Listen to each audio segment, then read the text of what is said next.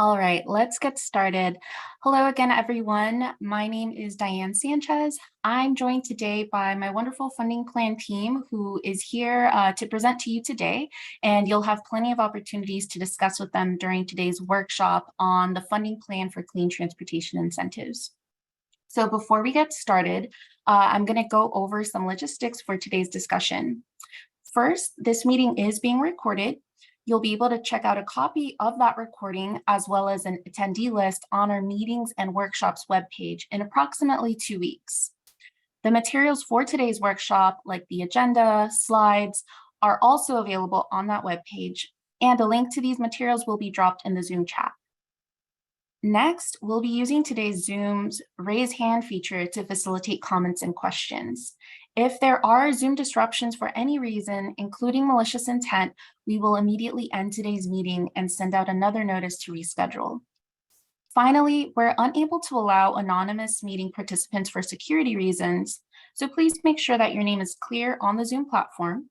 If you've called in, we'll adjust your phone number and call you based on the last 4 digits of your number when you do raise your hand. So now let's go on to today's agenda. Today, we'll begin with an introduction and overview of the draft funding plan allocations.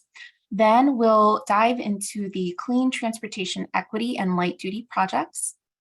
Then we'll take a lunch break from 12:30 to 1:30, and we'll start up again at 1:30 with the long-term heavy-duty investment strategy. And finally, we'll discuss heavy-duty vehicle and off-road equipment investments before we wrap up with our next steps. Please note that you will have an opportunity to discuss your comments, questions, and voice your feedback at the end of each agenda item. So now let's go ahead and dive into our funding plan timeline. So we will continue to hold daytime work group meetings and evening community meetings for funding plan development through October. We released our funding plan on Monday, August 21st, and in today's workshop, we will give an overview of the draft allocations that staff is recommending. Staff will drop a link to the draft funding plan in the chat. You may submit comments on the draft funding plan to our email at cleantransportationincentives@arb.ca.gov. We will drop the email in the chat as well. Staff plans to finalize the funding plan in September. Then we will post it on October 6th for the 30-day public review period. We'll go to the board in November for consideration of the proposed funding plan. So the second phase of our process will begin in December of 2023. So at that time, staff will begin to host work groups for the implementation of the project supported by our funding plans. Again, that implementation will begin in December of this year. So now with that, I'd like to pass it on to our funding plan manager, Jason Crow. Thank you very much, Diane. I just want to take a moment to note that going forward, we're going to have a change to our staffing on the funding plan. Diane Sanchez has just been promoted to manager of incentives in CARB's Office of Community Air Protection. It's been absolutely wonderful working with Diane this year, and she's done an amazing job with the funding plan, as I'm sure she's going to do in her new role. We're really going to miss you, Diane, but we're excited for you to have this opportunity. And for those of you who have been working with Diane before, you should now reach out to me directly with any questions or requests for meetings. And so now I'll pass to our funding plan lead staff, Stephanie Parent. Thanks, Jason. And I echo your sentiments and congratulations to Diane on her promotion. So good morning, everyone. My name is Stephanie Parent, and I'm one of the co-leads, at least for today, on the funding plan. In this section of today's presentation, we will go over the key priorities for the fiscal year 2023-24 funding plan and information about the California Air Resources Board's incentive programs. We will also go over an update about this year's state budget, the Clean Transportation Incentive Funds appropriations by the California Legislature, and the California Air Resources Board staff's draft allocations on how we would like to spend those funds, as well as the next steps in the development of the funding plan. The state has a strong plan to address climate change, air quality, and reduce petroleum use through an increase in zero emission or clean vehicles and alternative modes of transportation. Alternative modes of transportation include things like bicycles and public transportation. The state's plan includes the use of incentive monies or rewards, which we call incentives. The purpose of these incentives is to encourage changes alongside our regulations or rules. Incentives are important to help groups like fleets switch to clean vehicles. This is in line with Governor Newsom's most recent executive order for zero emissions by 2035. The state is also focused on making sure everyone gets a fair chance and that we consider racial justice when we think about where to invest our money. We do this through the support of priority populations, which include people who live in disadvantaged or low-income communities and low-income households. We also do this through the implementation of clean transportation solutions that are directed by communities.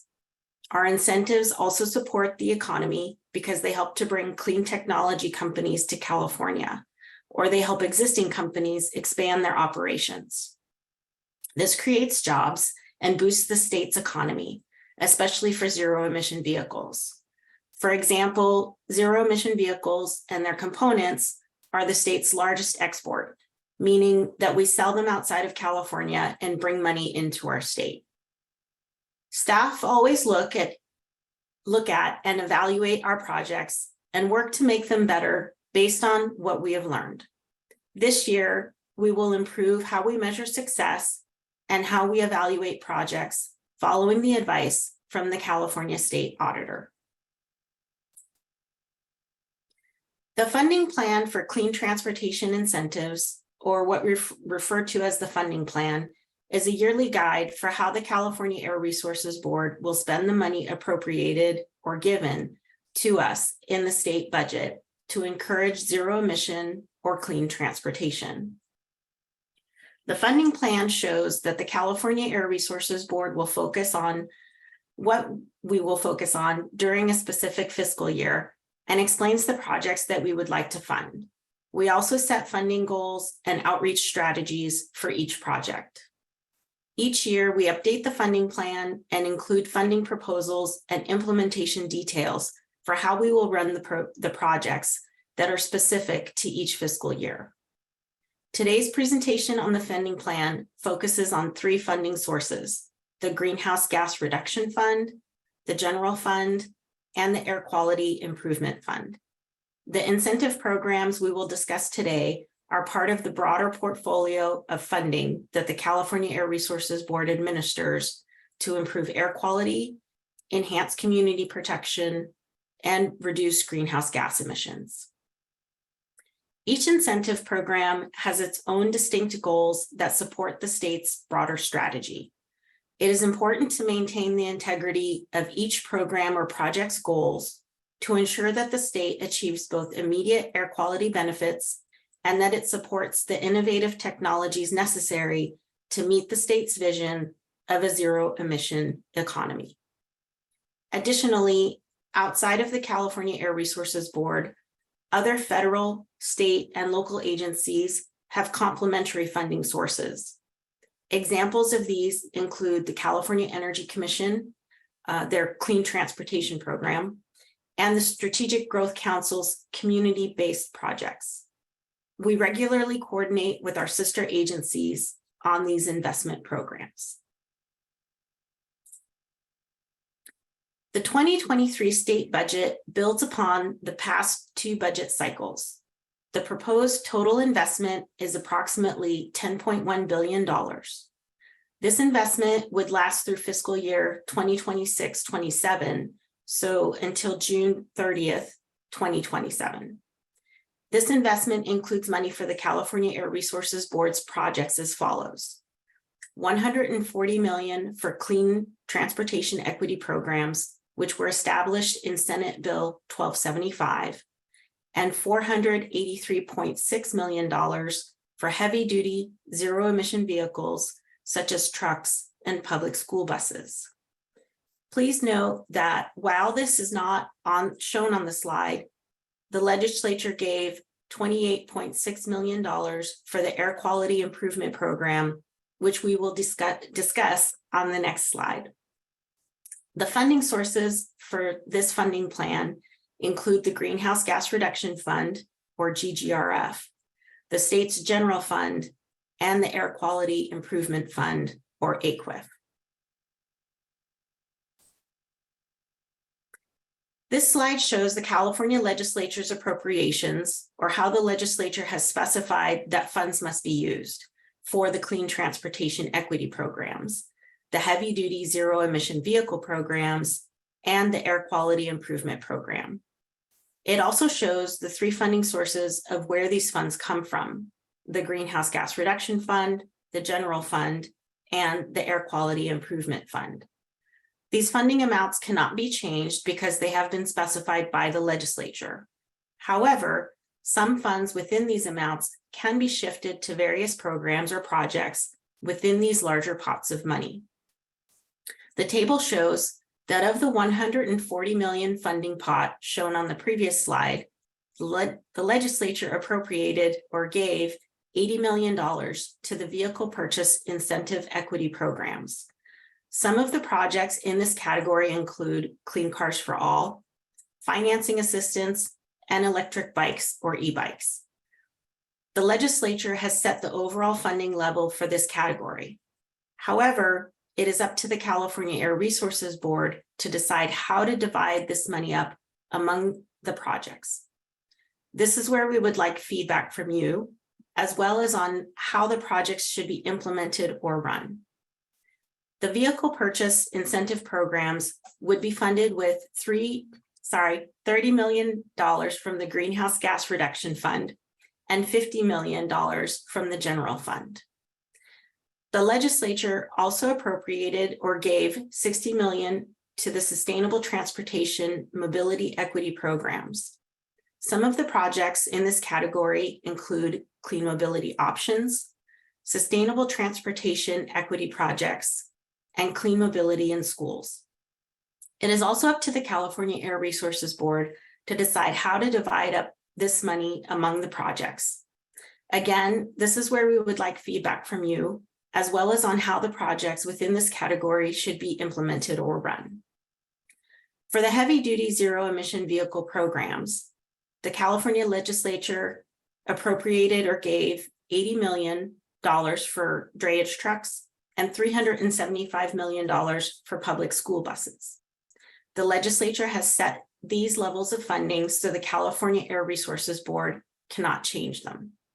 However, we can change how to structure the way these programs or projects can be implemented or run, and this is what we would like feedback from you on. We would like to note that the public school bus funding was included in the fiscal year 2022-23 funding plan as part of the $1.125 billion for public school buses. However, it is referenced again here because Senate Bill 114 reverted or returned the $1.125 billion and instead appropriated $375 million this year with a commitment to appropriate an additional $750 million in future years. Lastly, the California legislature appropriated $28.64 million to the Air Quality Improvement Program from the Air Quality Improvement Fund. While we cannot change the total amount, we can change how to divide up this pot of funding based on your feedback. Later in this presentation, you will hear about how staff would like to allocate or distribute these funds to two different programs.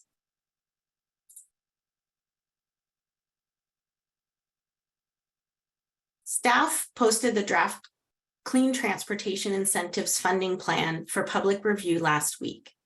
One of the next steps in the development of this year's funding plan includes hearing your feedback today regarding the draft plan. Staff will consider feedback received during today's workshop.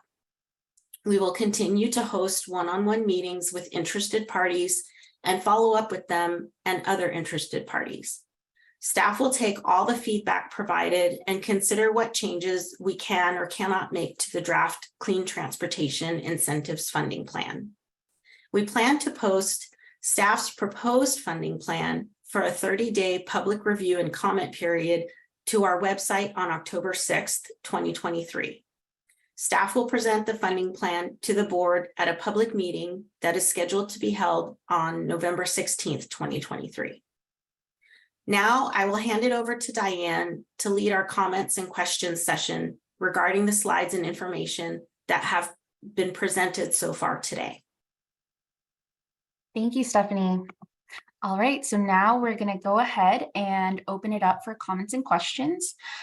So if you would like to make a comment or ask a question, please make sure to use the webinar feature to raise your hand. If you're using Zoom online, please click on the raised hand option on the Zoom navigation bar under the Participants tab. If you're using Zoom on a mobile application, please click on the raised hand option under the More tab. And if you're participating by phone, please be sure to press #2 and we will call on you accordingly. So once your line is open, please unmute yourself and then you can begin to speak after stating your name and affiliation. So I'm going to go ahead and start calling on folks. First up, we have Jonathan Changus. You are now allowed to speak. Please unmute and state your affiliation, please. Great. Good morning. Jonathan Changus with the Center for Sustainable Energy. And my question is, could we just get a bit more clarity? It sounds like some items from the funding plan from last year and appropriations made in the prior budget cycle may have been adjusted. And could we just get clarity on what changes were made from the 22-23 appropriation and the 23-24 budget cycle for light duty and medium and heavy duty? And if you're going to go over that later on, totally good. Just trying to make heads and tails of what was changed in this year's budget from last year's budget. I think the only thing that changed was that public school bus funding. I don't know if there's someone on from school buses that would like to talk about that. But basically the 1.125 was like reverted. And then they're giving the 375 million this year, and then I believe it's 375 million next year, and then the following year. But I see Andrea is on here, so she might want to clarify or add more. Yeah, sure. Stephanie, I think you really covered it pretty well. So last year in the fiscal year 22-23 state budget, we were appropriated 1.125 million. The legislature has taken a really prudent fiscal approach this year. So they essentially took that funding back, but just shifted out when those funds would be distributed to CARB for school bus incentives. So as Stephanie mentioned, this year we received 375 million. And the legislature has indicated that they intend to allocate an additional 375 million in the upcoming 2 fiscal years as well. So that school bus program would essentially remain whole. It's just a shift in the time frame that we'd be receiving those funds. Great, thank you. Really appreciate it. Thank you. All right, so next up we have Christina Kubrin. You are now allowed to talk. Please go ahead and unmute yourself and state your affiliation, please. Hi, thank you so much for taking my question. My name is Christina Kubran. I am a startup 352 Innovation. And my question is more in regards to, and I don't know if you can answer it right now, but it's something I'd like CARB to really consider in the state of California. There is an estimated 5-to-1 technician shortage for working on vehicles, conventional vehicles right now. And California is going to need close to 11,000 trained technicians for hybrid and electric vehicles, never mind fuel cell vehicles. to meet the 5 million forecasted to be on California roads by 2025 now. And I estimated that calculation based on the number of technicians in California versus the registered vehicles, and then extrapolating for that 5 million. And according to Automotive Service Excellence, there are just over 3,000 certified hybrid and electric vehicle technicians in the entire United States. And so I wanted to ask if CARB in California is going to be working towards training technicians to service all these vehicles that we're going to have on the roads pretty soon, especially since it's brand new. And as a startup, I see the need for that, and I'm working with Automotive Service Excellence to create an accredited, ASC accredited training program right now. And so I'm trying to bring awareness to all the agencies involved that there is a dire shortage right now, and it's just going to get worse. There's not going to be anyone to work on all these vehicles and to keep them running. So I just want to bring that to your attention. Thank you so much for letting me mention that. Thank you, Christina. Is that something maybe, Tab, you can speak on in terms of workforce training and development? Or Noemi, if she's on. Yeah, sure thing. Thank you so much. I'm Tabitha Woolman, manager in Clean Transportation Outreach. But one of the things that our prior funding plans have done was included money and allocations for workforce training and development. And this was a key priority recommendation in our SB 350 low-income barrier study. We've got several efforts underway that we're working to help fund workforce training and development. We are actually, there is a solicitation currently open right now, and we can drop the link to that into the chat. So it's for adult education and vocational schools. So there's a solicitation for funding available to help fund workforce training and development in adult education and vocational schools. We've also been working with the community colleges, the California community colleges, to help provide funding for program expansion at the colleges and community colleges. We've got 2 million going into that effort, and we've got another 1.5 million going into our adult education and vocational school. Once we get those projects up and running, we don't have funding allocated in this year's funding plan for that, because we're still putting what we've already received from past funding plans into place. But that is definitely something that we will be continuing to look at and consider whether to add more money to that in the future. Thanks, Tab. All right, so let's go ahead and go to Eric Barnes. You are now allowed to talk. Please go ahead and state your affiliation.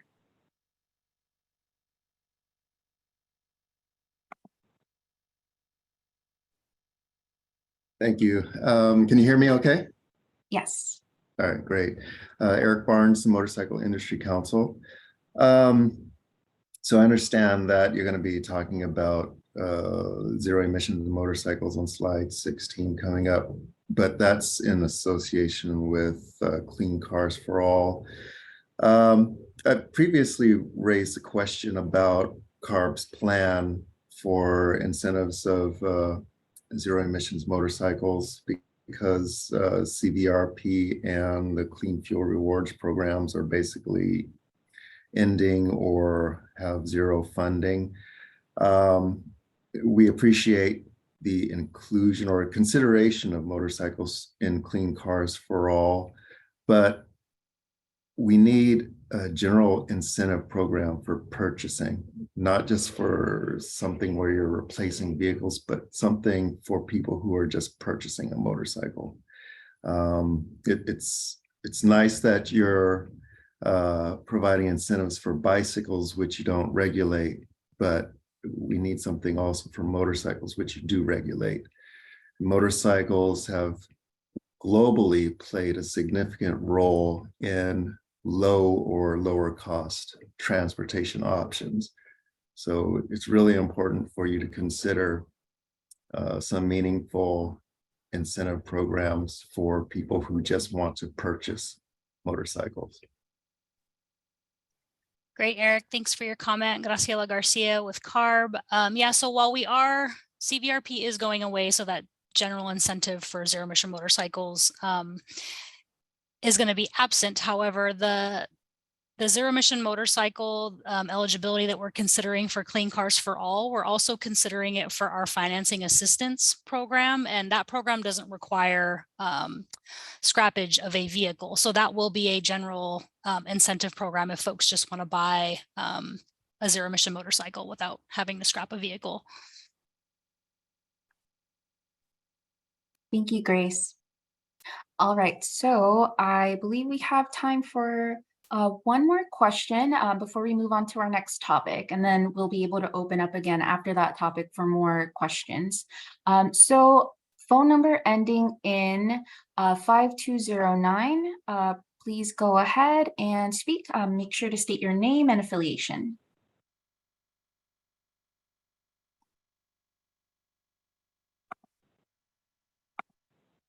All right, phone number ending in 5209.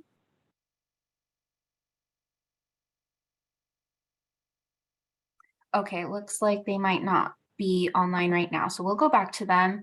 Now let's go to Moses Huerta. You are now allowed to talk. Please go ahead and unmute yourself and state your affiliation. Thank you. Good morning, everyone. My name is Moses Huerta. I'm a technical lead on EPA Environmental Justice Air Monitoring here in the city of Paramount. My question is in reference to the AB 617 funding. In the plan, are we going to look at also helping or assisting in the funding in specific plans in more detail on transportation in the AB 617 communities? And then building off of that, I know the local air districts are offering some incentives to build off on some of the other questions on the different types of transportation to assist more of those low income or those that have a little more struggle to be able to get or do the transition. Just want to see if I get a little more clarification on that part.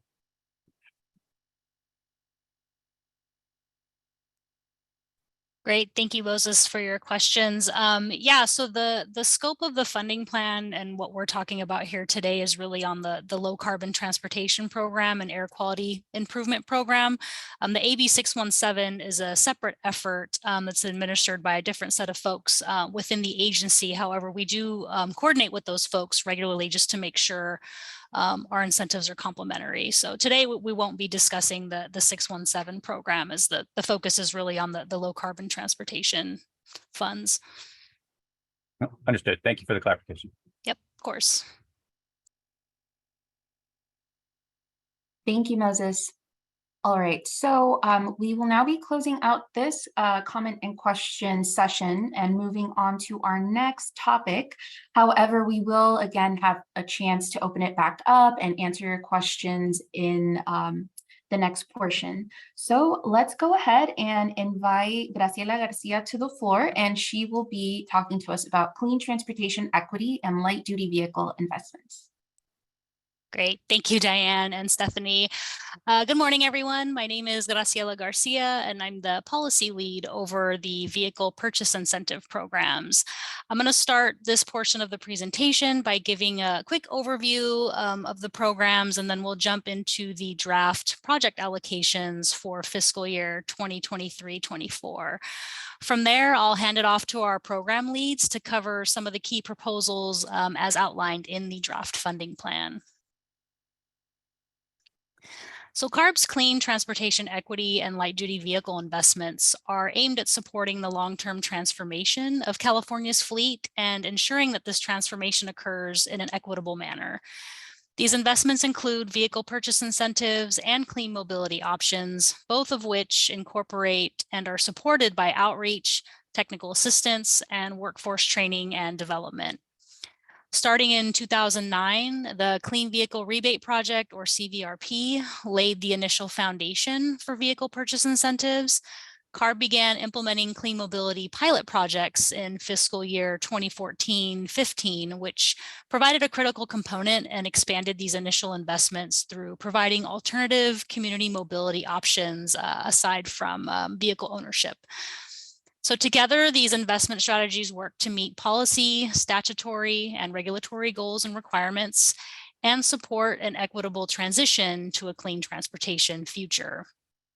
The goals of these efforts are to achieve greenhouse gas or GHG emission reductions and improve air quality, support the long-term equitable transformation of California's fleet, and accelerate zero-emission vehicle or ZEV deployment, and bring ZEVs and clean mobility options to priority populations, as well as support complementary community protection efforts. So before I jump into the draft project allocations, I'll give a quick overview of CARB's suite of vehicle purchase incentives. First, we have the Clean Cars for All program, which replaces older, polluting vehicles with cleaner vehicles. This program is currently offered through participating air districts, but will be available statewide early next year. We also have the Financing Assistance Program, which provides low interest rate loans and vehicle purchase grants to lower income individuals to help them get into newer, cleaner vehicles. Our flagship statewide program, CVRP, provides rebates for the purchase of new plug-in electric vehicles with larger incentive amounts available for lower income consumers. One of our newest efforts is the California eBike Incentive Project, which is expected to launch later this year. The program will provide point of purchase incentives for new electric bicycles for lower income consumers. Access Clean California is a growing effort that strives to increase awareness of our light duty and clean transportation equity projects and assist consumers through the application process. The payment issuance strategy and demonstrations is also a newer effort being developed by the California Integrated Travel Project and is administered by the Capital Corridor Joint Powers Authority.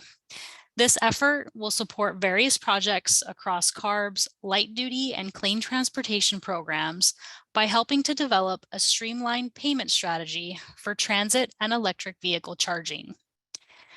CARB was recently allocated funds to develop and implement the Zero Emission Assurance Project, or ZAP, which will help alleviate low-income residents' concerns about premature battery degradation by providing incentives for battery or fuel cell replacements in used ZEVs. So now that we have a good idea of what our programs are and what they cover, let's discuss staff's draft allocations. As a reminder, this year's budget carved out $80 million total for statewide vehicle purchase incentives, including the Clean Cars for All program and other equity programs established by Senate Bill 1275. As you can see on the slide, staff are proposing $28 million each for Clean Cars for All and financing assistance, $18 million for the California eBike project, $5 million for Access Clean California, and $1 million for the California Integrated Travel Project, or CAL-ITP.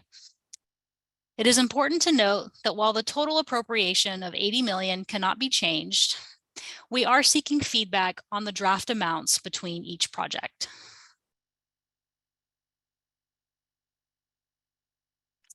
And with that, I'd like to hand it off to my colleague, Anthony Poggi, to discuss Clean Cars for All. Thank you, Grace. As previously mentioned, staff is recommending that $28 million be allocated to the Clean Cars for All program. Combined with last year's allocation of $125 million to the statewide program, these funds will provide sufficient funding for that program for the foreseeable future. District programs were allocated $120 million last year and have an estimated $132 million left to spend from previous year's allocations. And historically, district programs have spent a maximum of $37 million during a 12-month period.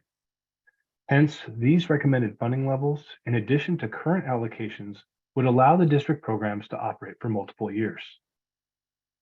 Historical, remaining, and current funding for district and statewide programs are shown on this slide. Staff is looking to gather feedback on the fiscal year 2023-24 allocation, specifically regarding how it is divided between the statewide and district programs.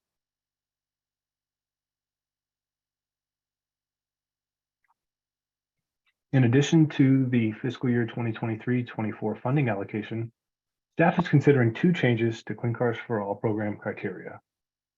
Language included in the Budget Act of 2022 provided direction for CARB staff to consider increased incentive levels to accommodate increased costs associated with adaptive equipment for eligible Californians with physical disabilities. These additional incentives would reduce barriers to the program by lowering the financial burden for participants who require this equipment in order to operate a vehicle. Adaptive equipment ranges from relatively inexpensive items such as pedal extenders and steering knobs to much more expensive equipment such as vehicle lifts and ramps, which may cost tens of thousands of dollars. CARB staff is also considering the addition of zero-emission motorcycles, or ZEMs, in Clean Cars for All and the financing assistance programs. As CVRP is not expecting any additional funding, and in order to promote additional zero-emission transportation options, CARB staff is considering the addition of zero-emission motorcycles in Clean Cars for All and financing assistance programs. ZEMs are different from e-bikes in that they are more powerful, can be freeway capable, and must be registered with the DMV. There are currently dozens of models of ZEMs, and they are available in several different styles, from small moped-style scooters to full-size motorcycles. Prices vary widely and range from about $2,000 to $20,000, and they have electric ranges of between 30 to 200 miles. ZEM functionality prevents the lower cost zero emission option for low income participants who are looking for, who do not need a passenger vehicle, but are looking for a zero emission option. Continuing incentives for ZEMs will also support the proposed ZEM regulation, which currently has a target of 50% of on-road motorcycle sales to be zero emission by 2035. As staff continues to analyze this potential program changes, gather feedback or concerns or questions regarding adding adaptive equipment and ZEMs to our program. I'll now hand it over to Ali Koustani, who is going to cover financing assistance to low-income consumers. Thank you, Anthony. Staff is recommending that $28 million be allocated to the financing assistance program, with the $80.5 million allocation from last year's funding plan. Staff suggests there would be enough funding for the new program. Similar to CC4A, staff is also considering providing funding for adaptive equipment and considering eligibility for ZEMs as CVRP phases out. Staff is currently seeking feedback on appropriate funding amounts.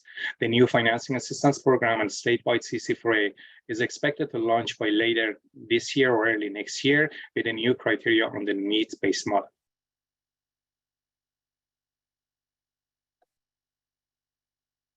All right, thanks, Ali. For the California e-bike incentive project, staff is recommending $18 million be allocated to the California e-bike incentive project. Currently, there is $13 million allocated to the project, and staff is anticipating higher demand for incentive vouchers than current funding can accommodate. Currently, staff are not proposing any new changes until we are able to assess data from the first statewide launch, which will happen later this year. I'll now pass it over to Nick.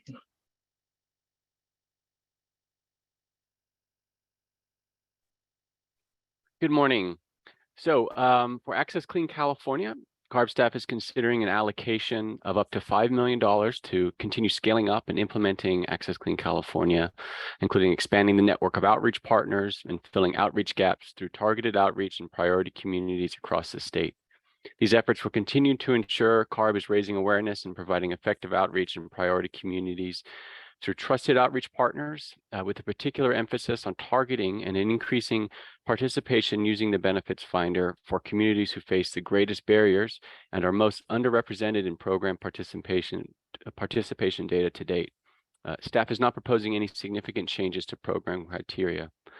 One of the main priorities with this proposed funding will be to expand the outreach partner network by partnering with community-based and grassroots level organizations representing traditionally underserved communities and providing capacity building where necessary.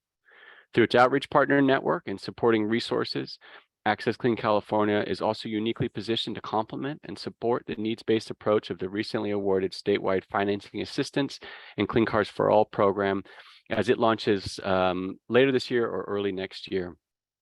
We're also looking to continue expanding the tools and resources that help streamline access to other clean transportation and energy incentives beyond those that CARB administers, such as utility and other local incentives that are available to income qualified individuals. Another aspect we'd like to focus on with this draft allocation would be to continue leveraging Access Clean California to improve community engagement and facilitate community input and feedback on CARB's incentive programs and regulations. Finally, since we've already had 4 fiscal years of funding allocated to this project, the draft funding allocation will need to be awarded via competitive solicitation. So in order to avoid any funding gaps for this project, we're aiming to release that solicitation as soon as possible, which is hopefully by January 2024. Thank you. Staff recommends allocating up to $1 million to Cal ITP for fiscal year 2023-24.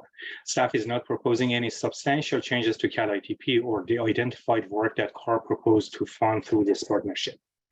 This funding would be administered through an interagency agreement or other appropriate mechanisms to support and expand upon the work that has begun to identify payment issuance approaches to make vehicle charging and other mobility options easier to access for low-income banked or unbanked individuals. This includes exploring areas such as universal payment for transportation, including EV charging, streamlined income verification for incentive programs, and alternative distribution methods for incentives such as providing rewards for using clean transportation or mobility options. Thank you, Ali, and all our previous presenters for that great overview. So now we're going to go ahead and open it up again to comments and questions.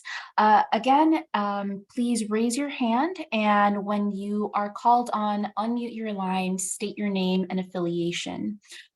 For those of you who are participating by phone, remember to press #2, and that's how we can call on you. Everyone else, please make sure to click that raised hand button. So with that, I'm going to get started. First up, we have Christopher Chavez. You are now allowed to talk. Go ahead and unmute and state your affiliation. Yes, thank you. This is Chris Chavez with Coalition for Clean Air. Just appreciate CARB for showing the breakdown in remaining funds available. I know that's something we had asked before. A couple quick, one quick comment, one question.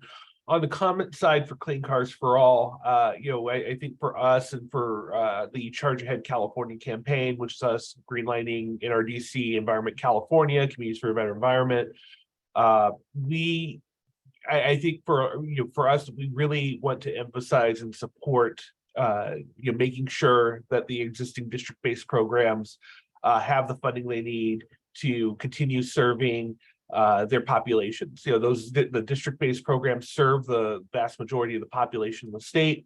LA, San Joaquin Valley, Orange County, San Diego, eventually, and Sacramento and Bay Area. And that there's already an existing need for those programs. They already have existing infrastructure, long-lasting community partnerships in which those programs operate off of. So certainly want to support those and make sure that they have the funding that they need to continue their operations. On the question side, also related to the statewide program, I know that one of the aspects of the statewide program was to shift from the current application system to a needs-based application system. Excuse me. I was wondering what the status of that is, and when organizations and stakeholders who have participated in the Clean Cars for All process can expect to see that process that in creating this new needs-based application system. When is that going to start?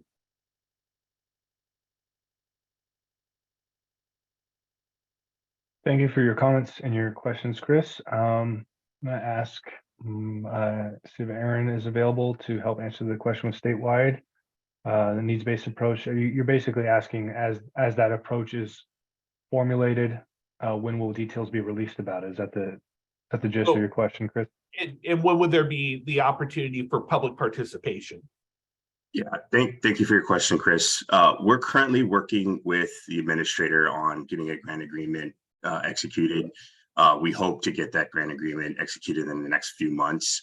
Once that grant agreement is done, there will be an opportunity to work with the administrator on some of these things. But in terms of, the needs-based process, I looked to, last year's funding plan, we did have discussion about what that's going to look like.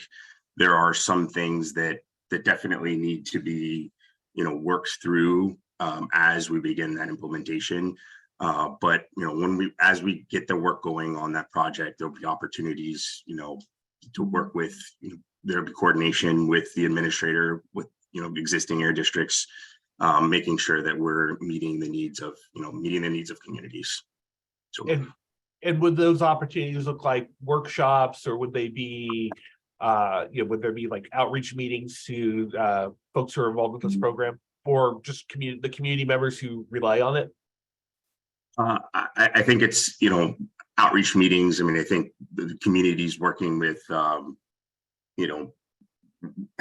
having the administrator working in these communities to, understand what their needs are. So, I mean, I think a lot of it is outreach based, making sure that, again, the communities are heard and their needs are being met. Understood. I think I'll yield the floor in a second. I think certainly making sure that there is that public process, which was, the commitment to last year as well, is certainly met. And, we would really look forward to engaging that process. Yeah. Thank you for your comment, Chris. Just to, Thank you. Oh, sorry. go ahead, Lisa. No, go ahead. Member, Branch Chief Equitable Mobility Incentives. Chris, I just wanted to underscore, thank you for the comment. Once the funding plan is adopted, the next phase for us always is with all these projects and once they kick off is an implementation phase where we do continue to hold public work groups. We don't go dark once the programs launch. And so there will absolutely be opportunities to continue to work through.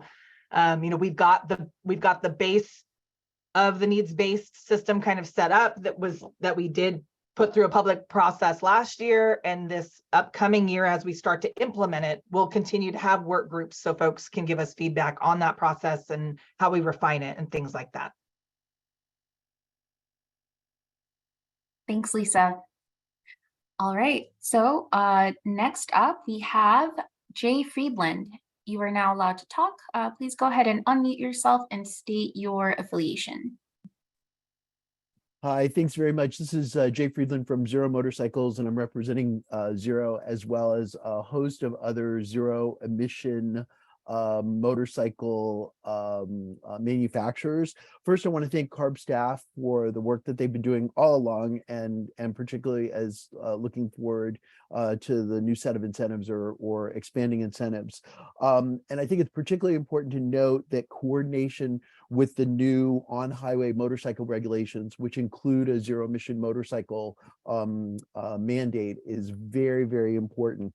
Not everyone knows that existing ICE motorcycles now represent a significant portion of criteria pollutants in the state, because as cars have gotten cleaner, motorcycles have not, and particularly ICE motorcycles, and that zero emission motorcycles are key to getting us a better environment, particularly again on the criteria pollutant side.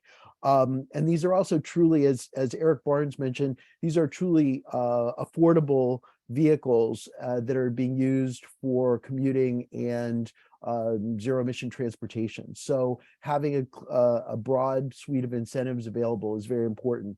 Clean Cars for All is particularly helpful because it allows for the scrappage of an existing vehicle. So that gets one of those more polluting vehicles off the road.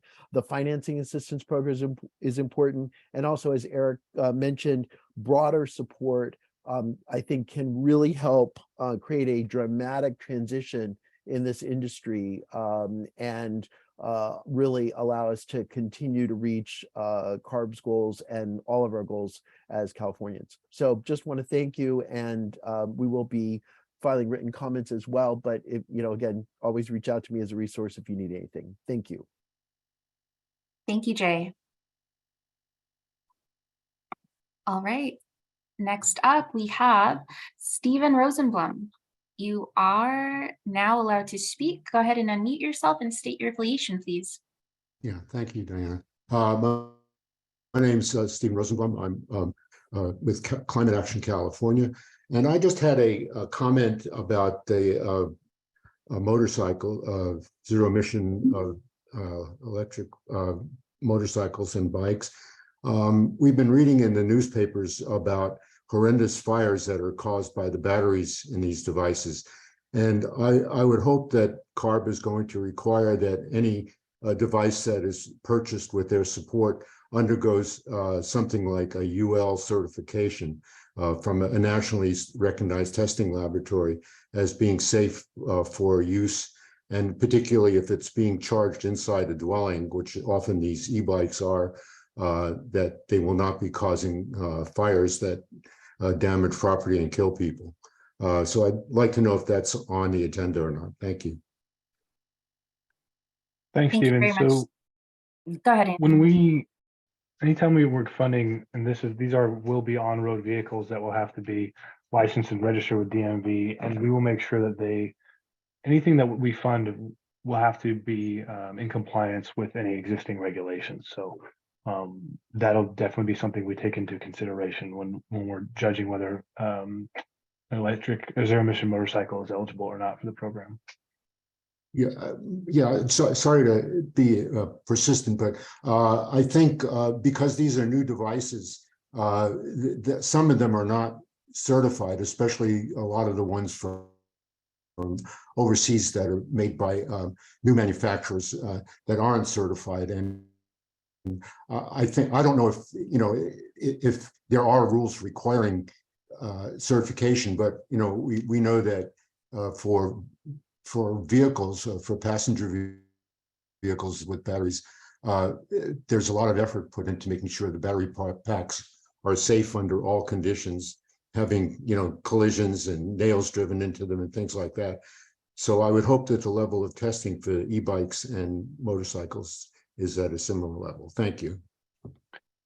Yeah, thank you, Stephen. And luckily we have a whole team here at CARB working on a zero emission motorcycle regulation, and we can definitely collaborate with them to make sure that any safeguards we can put in place to make sure that the vehicles we're funding are safe. So thank you. Thank you. Thank you. All right, up next we have Lauranger. You are now allowed to talk. Please go ahead and unmute yourself. Hi, thank you. I just had a quick question for Ali about the Cal ITP, and then a comment. Just wanted to say, I think the areas that you're exploring are great. As you know, the utilities have done a lot of work in these areas, both in their programs that have been already funded through utility programs or through the low carbon fuel standards. So please do use us as a resource as you're exploring universal payment, and streamlined income verification, et cetera. Reach out and we can collaborate. Also, just with regard to the last bullet point, alternative distribution methods for incentives, what types of alternative distribution methods were you envisioning? I just didn't understand that one and wanted a little more clarification. Thank you. Thanks, Laura. And then really quickly, just for the record, would you state your affiliation? I'm sorry, Cal ETC. Thank you.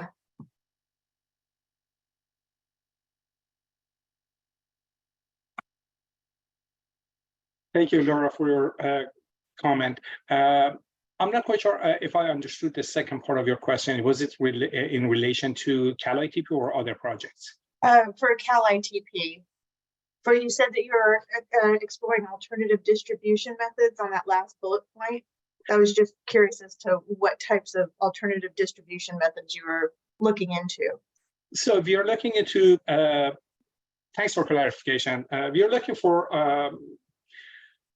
this is a broad effort that is taking place in collaboration with multiple agencies across the state. And based on the current method that is available in different regions, based on their needs, we would like to utilize all those alternative methods just to meet the needs of target consumers.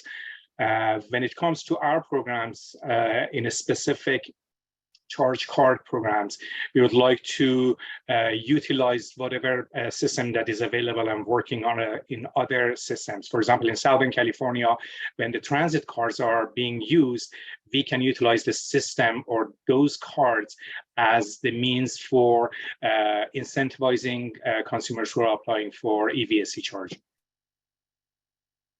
So basically, we are not limiting ourselves just to one type of card. So we are considering flexibility to meet different and diverse needs of consumers across the state. Thank you. That's helpful. Sure. All right, thank you. Next up, we have Christina Kubrin. You can now speak. Please make sure to unmute yourself and state your affiliation. Thank you so much for having me. My name is Christina Kubran, 352 Innovation. I have a question that's more for the future funding potential for CARB and or the state of California in terms of would the state consider incentives or rebates for consumers who wanted to convert their vehicle to zero emissions, like a custom clean energy conversion type scenario? And as hydrogen as the combustible fuel for internal combustion engines, H2ICE, becomes more proven to be zero emission, especially with NOx after treatment filters, it's gaining huge momentum across the entire industry, across the globe. And the DOE Vehicle Technologies Office just issued topic number 6 of FOA 002893 to study H2ICE and its emissions and do R&D on that. And so I was wondering if the state would consider incentives to converting existing internal combustion engines to run on hydrogen for consumers as a way to rapidly decarbonize and also fill in a niche where people may or may not be able to afford a new car or meet those incentives to get a new car, but would have another option for that, if that's something the state would consider in the near future. Thank you so much.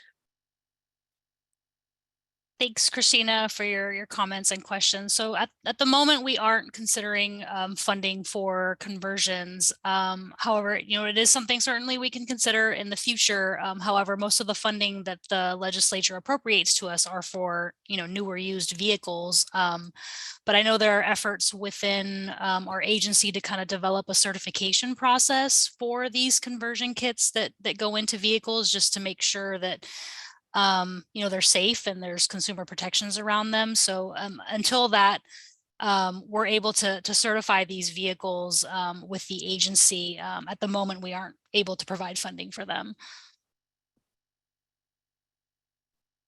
Thank you, Grace. All right, next up, we have Woody Hastings. You may now speak. Please unmute yourself and state your affiliation. Good morning, Woody Hastings with the Climate Center. I'm chiming in this morning, really just to support the funding plan comments outlined by the Charge Ahead Coalition, California. Particularly want to highlight the point about needing more robust community outreach and engagement. It's in alignment with one of the Climate Center's guiding principles around equity and environmental justice. So it's all important what's outlined in the letter, but we really just want to emphasize the need for improved, CARB is doing a lot, but improving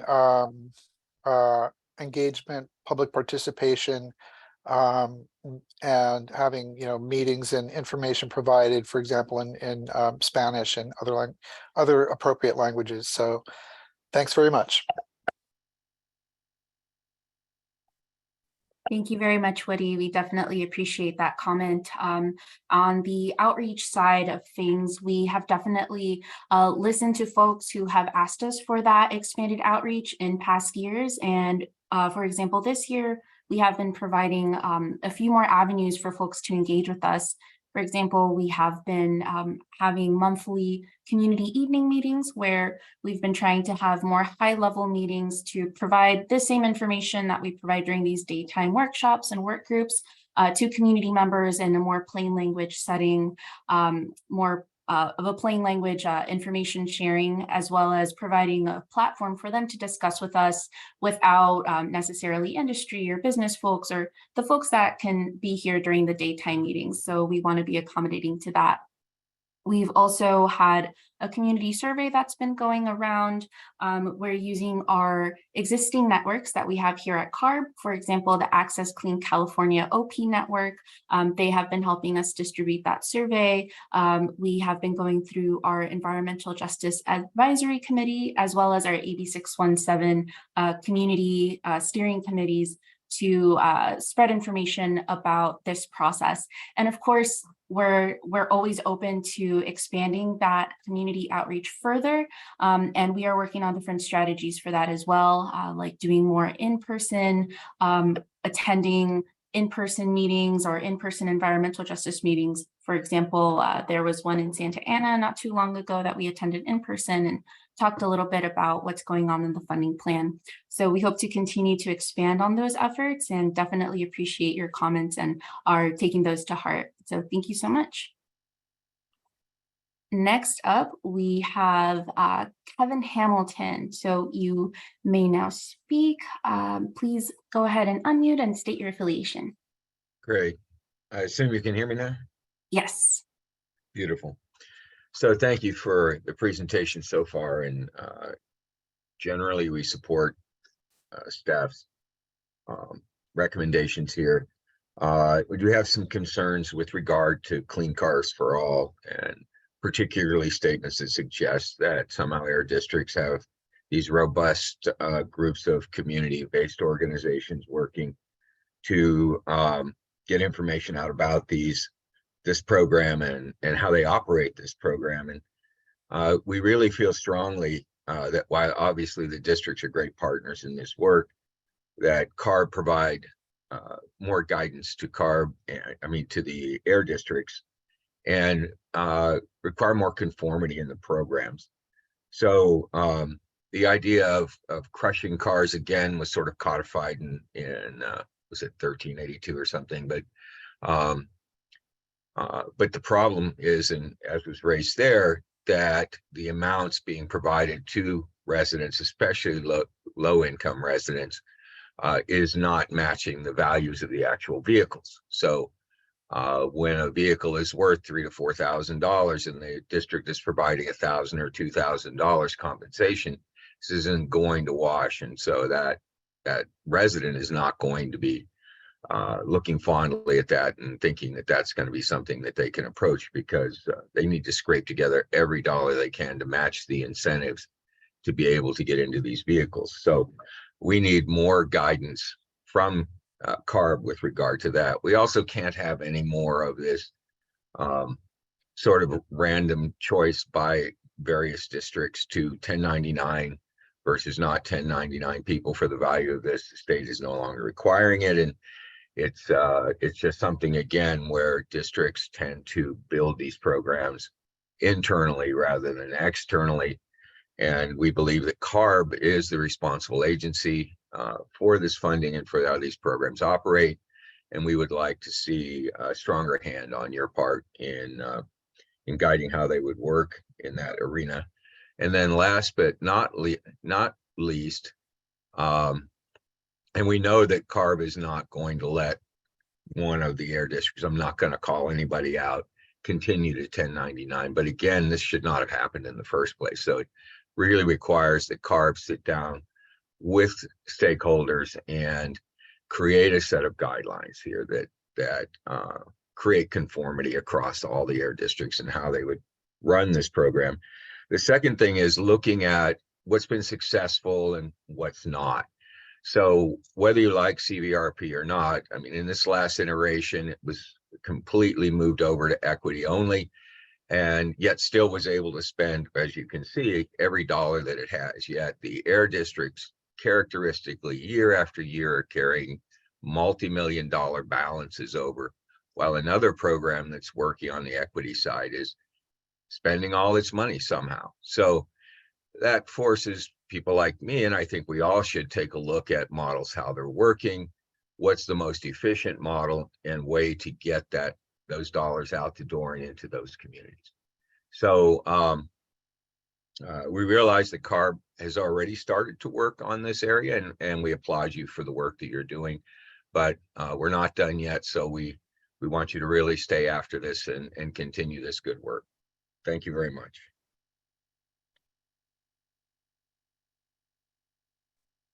Thank you very much, Kevin.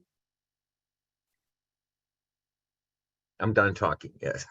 Okay, I was just It's looking asking to me, see if staff was going to respond, but sounds like we're good. All right, so next we will go ahead and go to Eric Barnes. You are now allowed to talk. Please make sure to state your affiliation and go ahead and unmute yourself. Okay. Again, this is Eric Barnes with the Motorcycle Industry Council.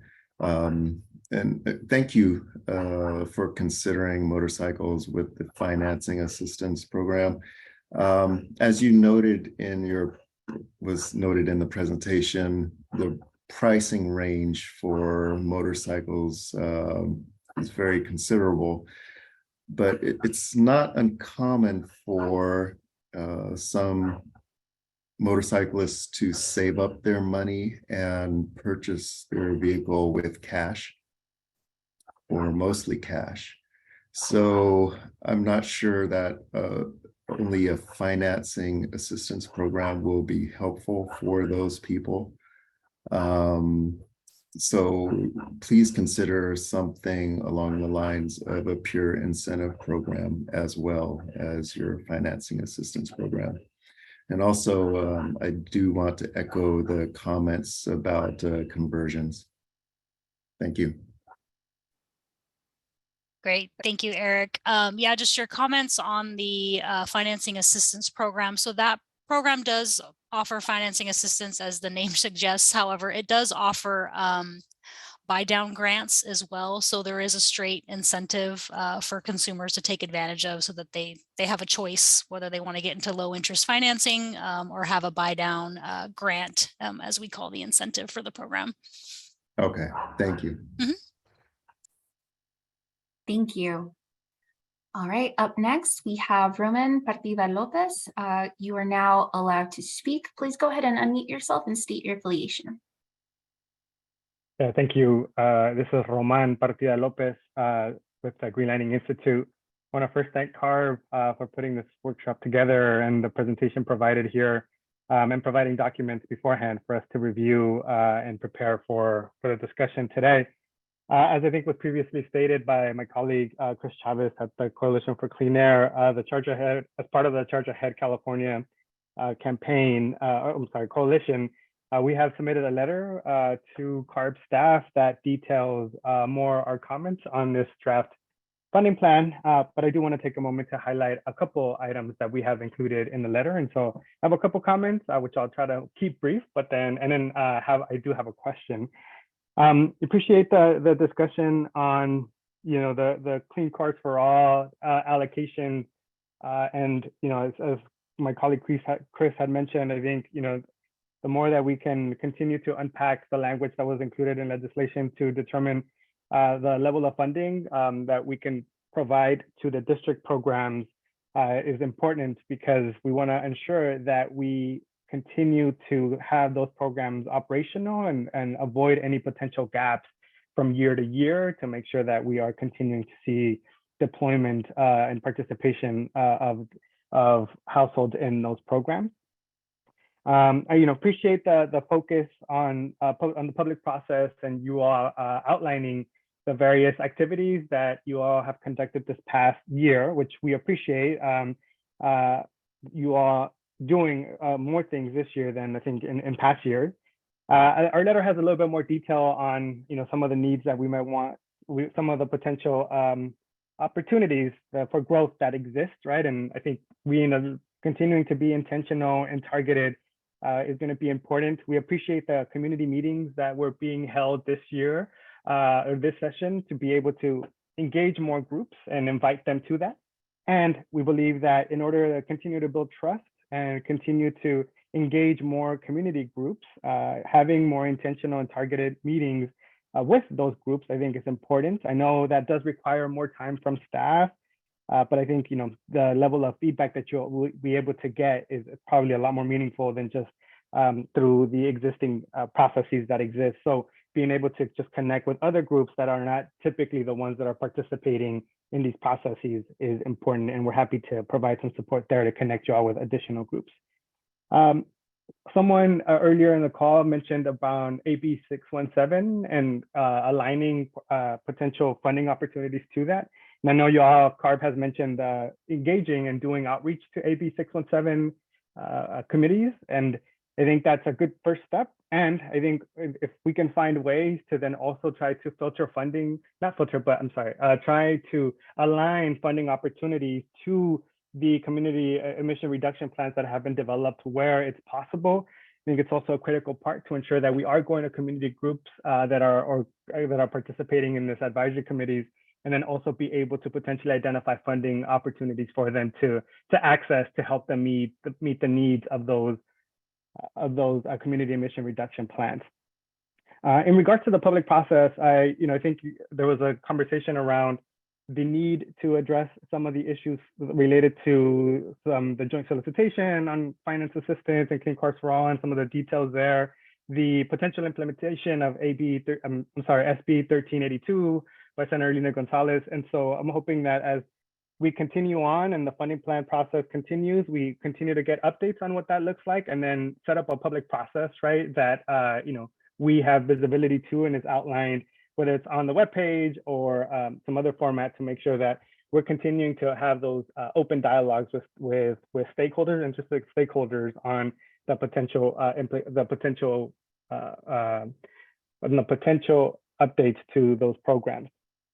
And then lastly, I wanted to note that separately from the Charterhead Coalition, the Green Lining Institute, along with the Union of Concerned Scientists and a set of legislators, including Assemblymember Tang, Assemblymember Friedland, and others from the Select EV and Charging Infrastructure Committee have submitted a letter to help, as we think about need-based approach, to help better target the limited state resources that we have, to be more targeted and intentional by targeting incentives within the Clean Cars for All program to low-income households in disadvantaged communities who are driving pre-2004 vehicles.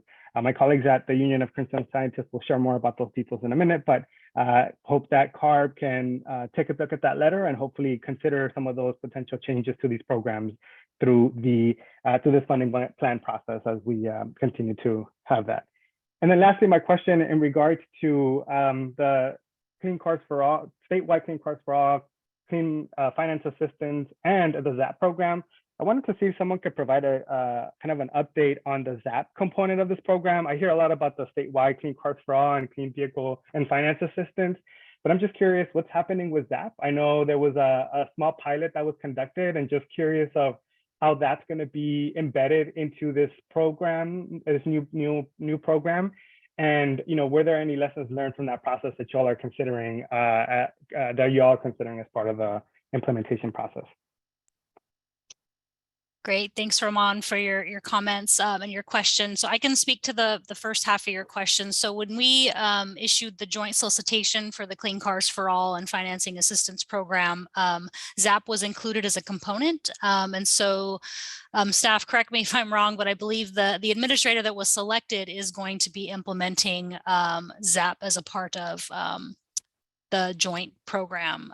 With respect to the lessons learned on the small pilot that we did for ZAP with the local financing assistance program, I can hand it off to Ali if you can speak to that. Sure. Thank you, Ramon, for your comments. Yes, we have been implementing the mini ZAP, the initial ZAP project within the California Housing Development Corporation project, BCAP.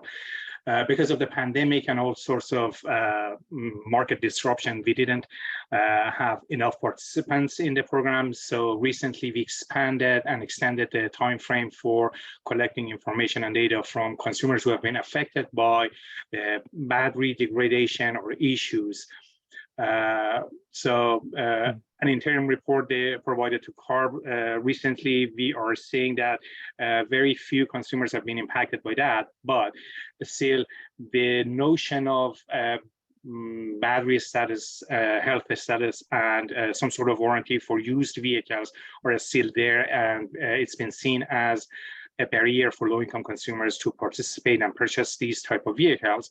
With the ZAP program being folded into the joint solicitation and joint program, as they are just targeting low-income consumers, we are thinking of providing up to $5,000 for battery replacement as we collect more information through the first mini ZAP project.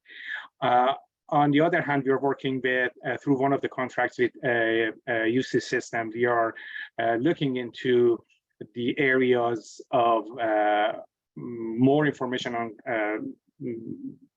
technical side and consumer aspect for battery warranty. So hopefully within the next year or so, collectively all these information would help us to refine the program. But upon the relaunch or launch of the new financing assistance program and a statewide CC4A, there is going to be $5,000 battery warranty for any eligible consumer who's purchasing used vehicles moving forward. Based on the information that becomes available, we are going to refine the proposal or incentive amounts. Great, thanks Ali for that update. That's really helpful. And I think just going back to my initial comments around the process for some of the remaining components of the statewide Clean Cars for All and finance assistance, I'm hoping that the ZAP discussion is also included in that.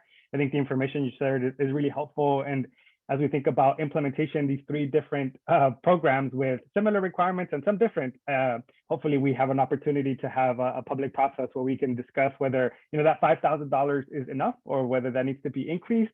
And whether there's the needs to pivot, right, the way that the program, the pilot and from the lessons learned, what other significant or what other type of programmatic changes are needed to make sure that it meets the legislative requirements, right, that this program has. But yeah, thank you for that answer, and thank you all for the time. Sure, this is exactly our intent as well. And I just wanted to grab the opportunity to talk about the needs-based model, because we had an extensive process last year for a needs-based model, and this came up 2 times. So once we launch the program, there's going to be a priority for those who are living in disadvantaged community and low-income communities and very low-income consumers. So they are being given priority in terms of application processing, set aside funds for them through the application processing. And if they need any kind of case management support throughout the process in every individual step of the application processing, whether from submitting proper documentation all the way to purchasing the proper vehicle.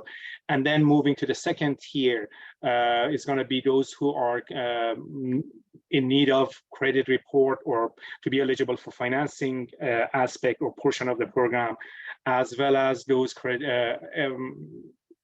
categorical eligibility consumers.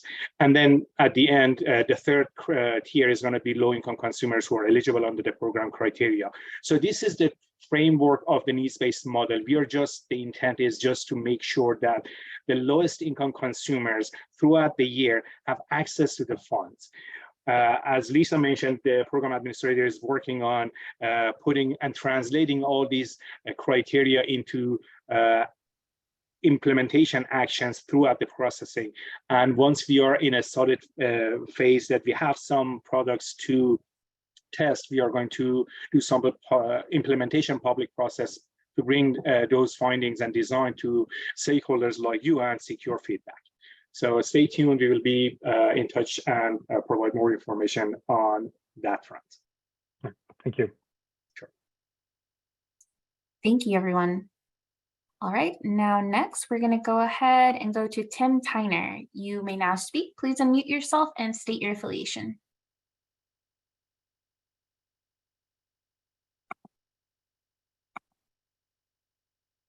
Tim, are you with us? Yeah, I'm sorry. I forgot to. Oh, no worries. Tim Tyner with the Clean Vehicle Empowerment Collaborative. I have a couple of quick questions. The SB 1382 sales tax exemption for Clean Cars for All funded EV purchases, is that going into effect this fall or winter when the 22-23 allocations start getting rolled out?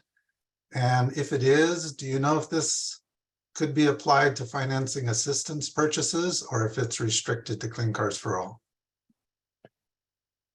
Thanks for the question, Tim. So that's in effect now, and that is a state level sales and use tax that doesn't apply to local sales and use tax. So it's not no sales tax at all. It's just no state tax on sales tax on those vehicles. And that, because that's statutory, that's something that did not have to wait for the new funding to be spent. That went into effect January 1st of this year. And I believe the statute said that was an exemption for Clean Cars for All vehicles. If anyone, please correct me if I'm wrong, but I'm pretty sure it's just Clean Cars for All.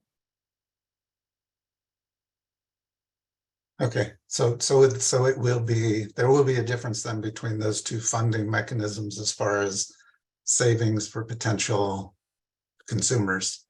I wanted to ask another quick follow-up to what Ali had just talked about, the general idea of the components for the needs-based model that the statewide finance assistance and Clean Cars for All programs are going to be implementing.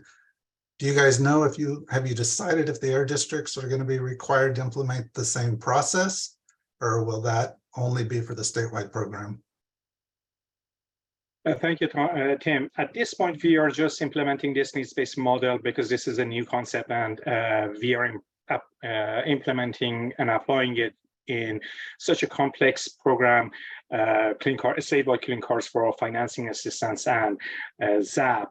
So we are containing it just to be applicable to these programs, but hopefully at some point in the future we can expand it to other programs, naming District CC4A.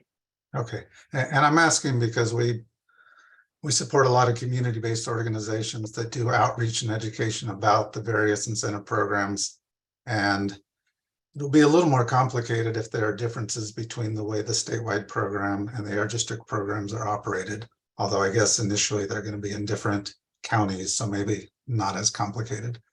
My last question is following up on what Moses and Roman were alluding to regarding AB 617. And I know you guys don't have OCAP staff in this call, but slide 12 said something about supporting complementary community protection communities like AB 617. So I guess my question is, those AB 617 communities, they have separate CARB funding to implement community emission reduction programs. And there are examples here in the Valley, the city of Shafter, they included $6 million of incentive funding for low-income residents to purchase electric vehicles. And that funding comes from AB 617 CARB money allocated to the air district. So I'm wondering, in your idea of supporting AB 617, which I totally agree with, are we able then to prioritize these communities for EV incentive funding through finance assistance, Clean Cars for All, in addition to funding that they may already be receiving through their SERP through AB 617? Or does support mean something different than just providing more money to those communities?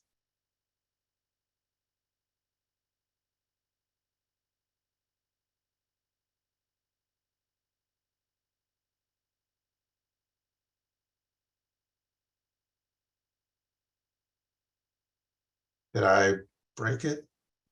No, I think staff is, we're finding a staff person to kind of answer this.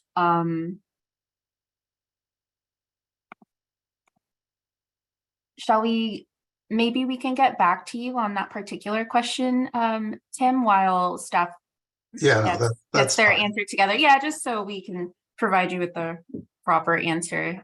No worries. So if you don't mind, we can get back to you on that. Appreciate it. Thanks, Diane.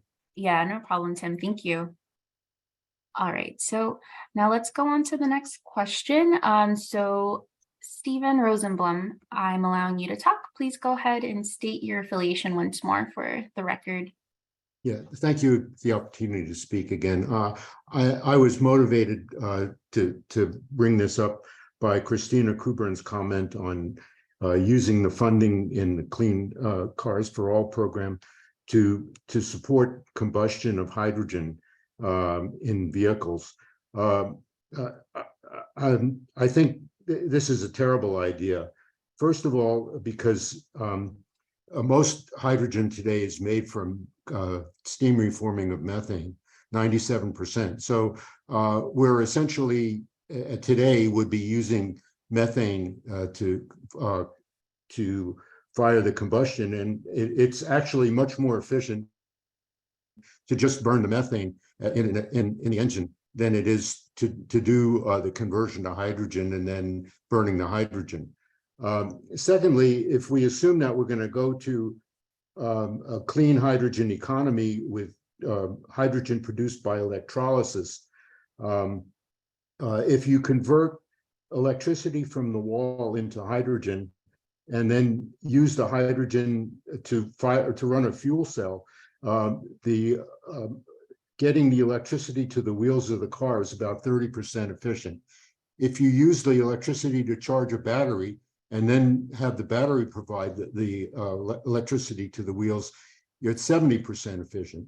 So hydrogen for light duty vehicles doesn't make any sense, even for fuel cells.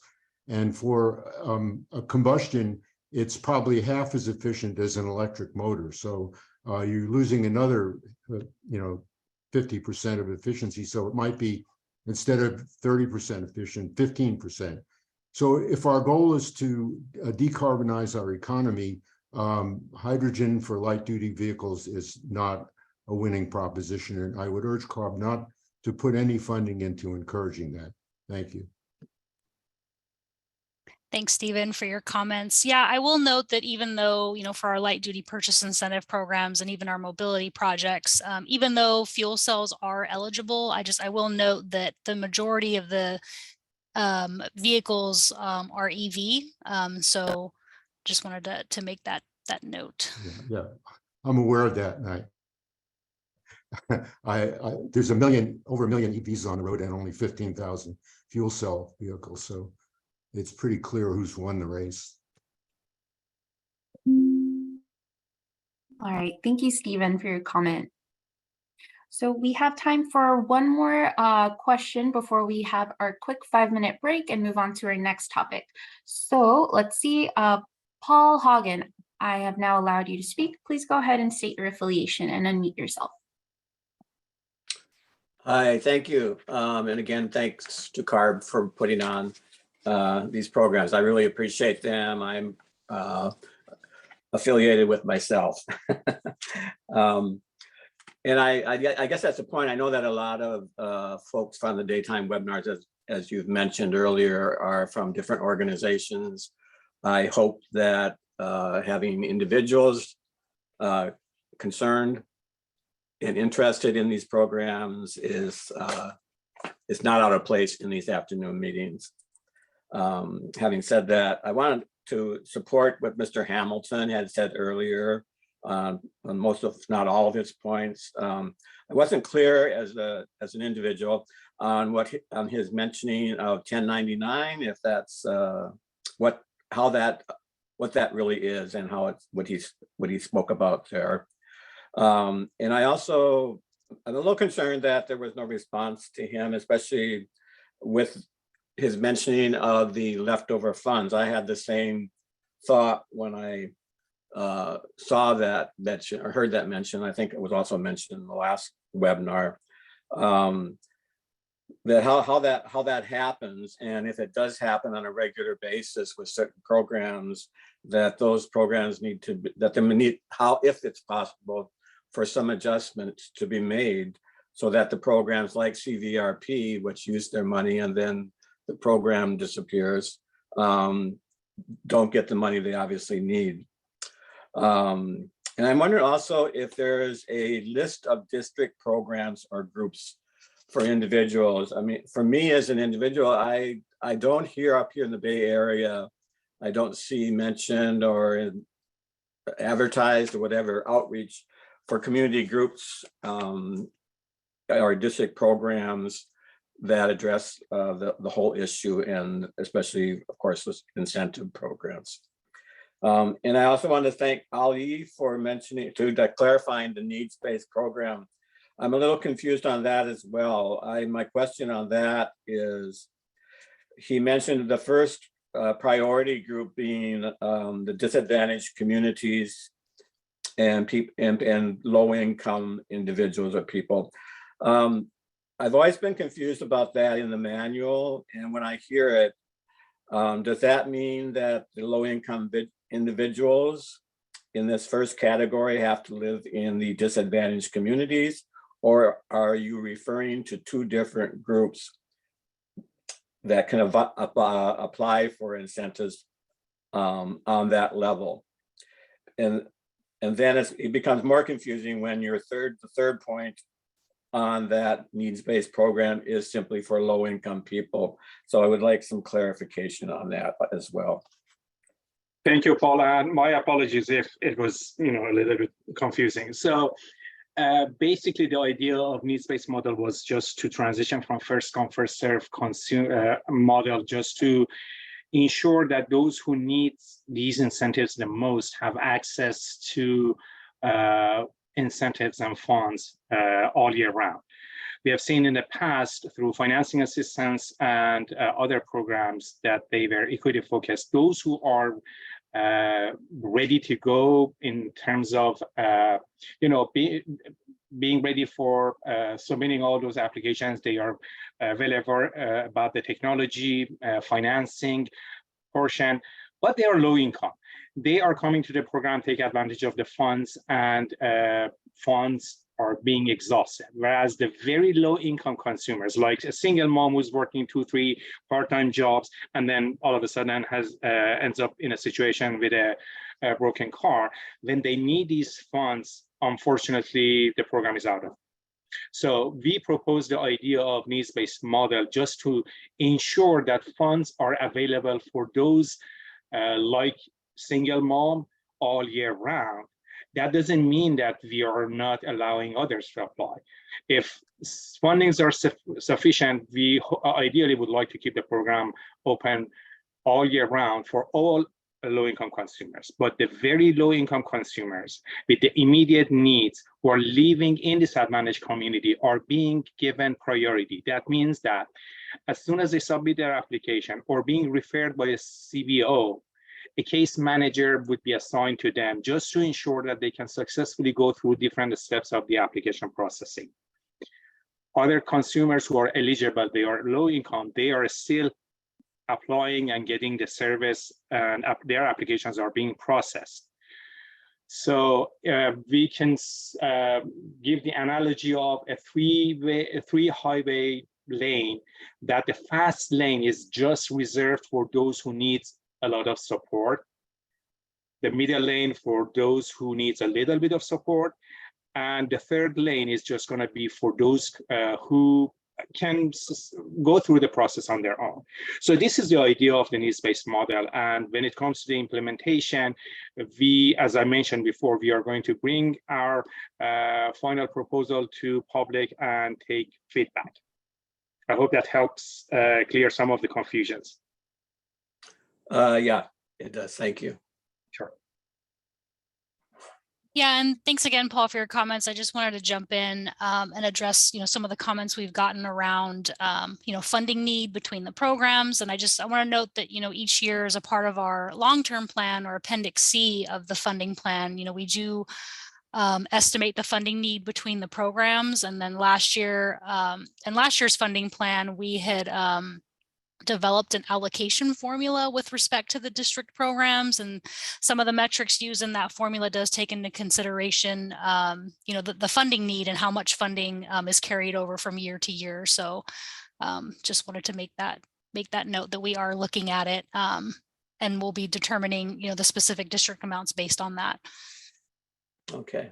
And on the needs-based program, do you have numbers on the percentage of use for each of those categories that Ali was talking about, or is that too early to know about?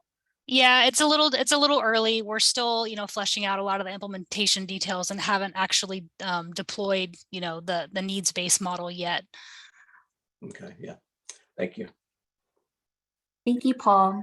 You're welcome. With that, we will close out this portion of our comments and questions, and we will now take a quick 5-minute break. So it is now 11:36.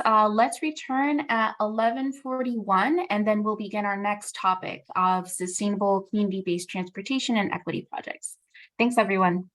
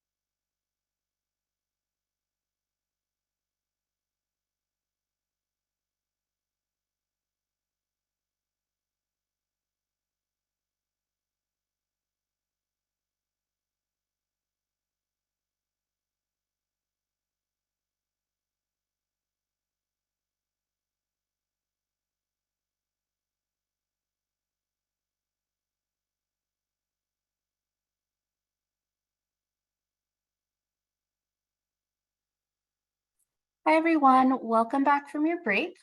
So we're now going to go ahead and dive into our next topic. And again, after this agenda item, we will open it back up for questions. So let's go ahead and welcome Violet Martin to the floor. Thanks, Diane. Good morning, everyone. I'll be discussing our draft recommendations for sustainable community-based transportation equity projects, which includes a comprehensive portfolio of clean mobility investments. These investments support zero-emission mobility by helping to address the transportation needs of Californians living in disadvantaged and low-income communities. These projects provide funding for a variety of clean mobility solutions other than vehicle ownership, consistent with findings in the SB 350 guidance document, as well as based on community feedback. The projects include the Clean Mobility Options Voucher Pilot Project, or CMO. This is a first-come, first-served voucher program focused on one or more shared mobility services for organizations with limited resources to implement, as well as community transportation needs assessments through a statewide administrator approach. The regional clean mobility pilots from the beginning years of funding provided a foundation for CARB's understanding of the clean mobility landscape in priority populations and continue to be supported through CMO. The Sustainable Transportation Equity Project, or STEP, supports more complex, multifaceted clean transportation projects to address community transportation needs and reduce vehicle miles traveled, or VMT. Clean Mobility in Schools, or CMIS, centers the clean transportation needs of K through 12 public school districts by specifically focusing on the unique needs of school districts and meeting their comprehensive clean transportation goals, and facilitates clean transportation opportunities in and around the school community. And lastly, the Community Planning and Capacity Building Projects, or planning, which support community-led planning and capacity building projects and localized technical assistance and outreach. These projects are intended to improve local understanding of residents' transportation needs, channel communities to the right incentive funding opportunities, and prepare communities to implement clean transportation and land use projects. Before I discuss the specific fiscal year 23-24 allocation, I'd like to first describe our proposed process updates. So moving forward, we have two main objectives for planning in the suite of mobility sub-programs. The first is to streamline access to funds. So this may include continuing a two-phased application approach to make it easier for communities to submit an initial application, but depends greatly on whether communities like this approach based on our current request for applications for planning, CMIS, and STEP, as well as window 2 for CMO mobility project vouchers. To truly streamline access to funds, we propose to combine the application, timeline, and grant process for all 4 project categories, including CMO, CMIS, STEP, and planning, while preserving the goals and priorities of each. CARB would oversee the development of the request for applications and select the projects. The second objective is to streamline the administration of project funding. Currently, CARB is soliciting for a statewide planning administrator, which CARB proposes to supplement and continue using for planning and capacity building projects selected with fiscal year 23-24 funds. CARB would also solicit for a new mobility administrator to help manage the CARB selected CMO, CMIS, and STEP projects. The administrators are responsible for administering the project grants in coordination with CARB, while also providing capacity building and project implementation support, including but not limited to assistance with collecting and analyzing data and facilitating peer-to-peer learning. There's a total of $60 million allocated for planning and mobility efforts. How we divide this amount between planning and mobility projects is where your feedback can influence our proposal. So we did not hear or receive any specific feedback from stakeholders about the ranges we originally proposed. So we are currently proposing $10 million for planning. And with this, we expect most projects to be about 200,000, but some may go up to 500,000. So the range would likely be between 25 to 37 community-led projects. Also, a percentage of the 10 million would go to the planning administrator. The remaining 50 million would be allocated to mobility. Of this amount, we propose an even split between CMO, CMIS, and STEP. A portion of these funds would also go to the mobility administrator. The amount for the mobility administrator is not yet determined, but is dependent on the specific administrator task, which will likely differ from past administrators. In November, we will take the proposed category funding splits to the board. And after the funding plan is approved, we'll then hold implementation work groups in the winter and spring of 23-24 to figure out additional details, including the funding amount that will go toward community-based projects and to the mobility administrator, as well as project selection particulars. We are now opening it up for comments and questions, and we would be interested in hearing any feedback from you on best ways to streamline the access to funds. You know, what do you think of the two-phase approach in combining application processes? And also, what do you think of the funding splits between the categories and within the mobility category? Thank you. Thank you, Violet.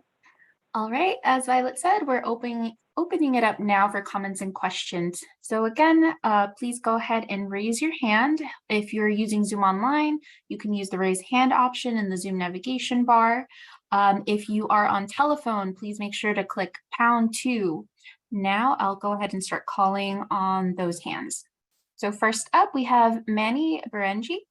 I have allowed you to speak. Please go ahead and unmute and state your affiliation. Oh, hi there. Can you all hear me? Yes. Excellent. Let me lower my hand. So my name is Manny Berenji. I'm a board certified occupational and environmental medicine physician based in Long Beach, and I am representing Climate Health Now. I appreciate this opportunity to provide the health perspective, at least when it comes to developing sustainable infrastructure. Let me pull up my comments. Give me one moment.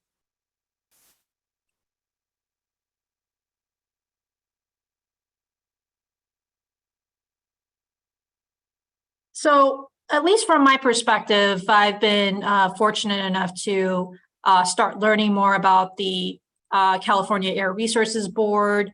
I've attended a number of workshops over the last few months and really trying to educate myself and my fellow colleagues in healthcare about how we all can provide insights, at least when it comes to developing a clean energy infrastructure. Really, at least from my standpoint, it's all about leveraging our community contacts. I know there's been a lot of effort by CARB to reach out to communities, but I do think that there needs to be a needs-based approach, and really focusing on grassroots efforts is the most important.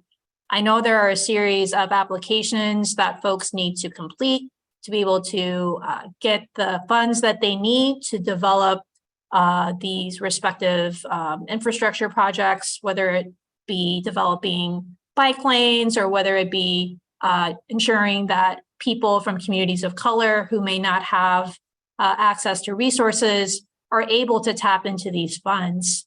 It's still not entirely clear to me that these folks are going to be able to get this money.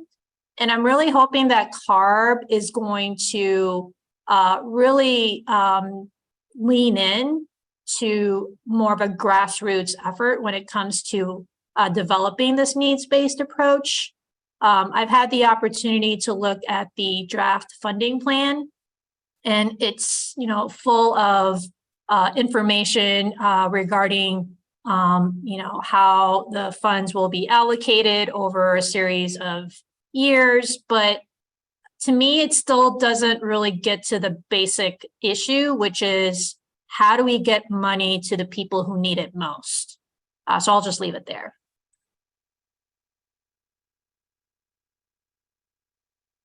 Thank you, Manny. Definitely appreciate those comments. To some of your questions regarding, how do we get to those grassroots folks? Maybe we can have staff talk about our efforts with Access Clean California and how we do that through that avenue.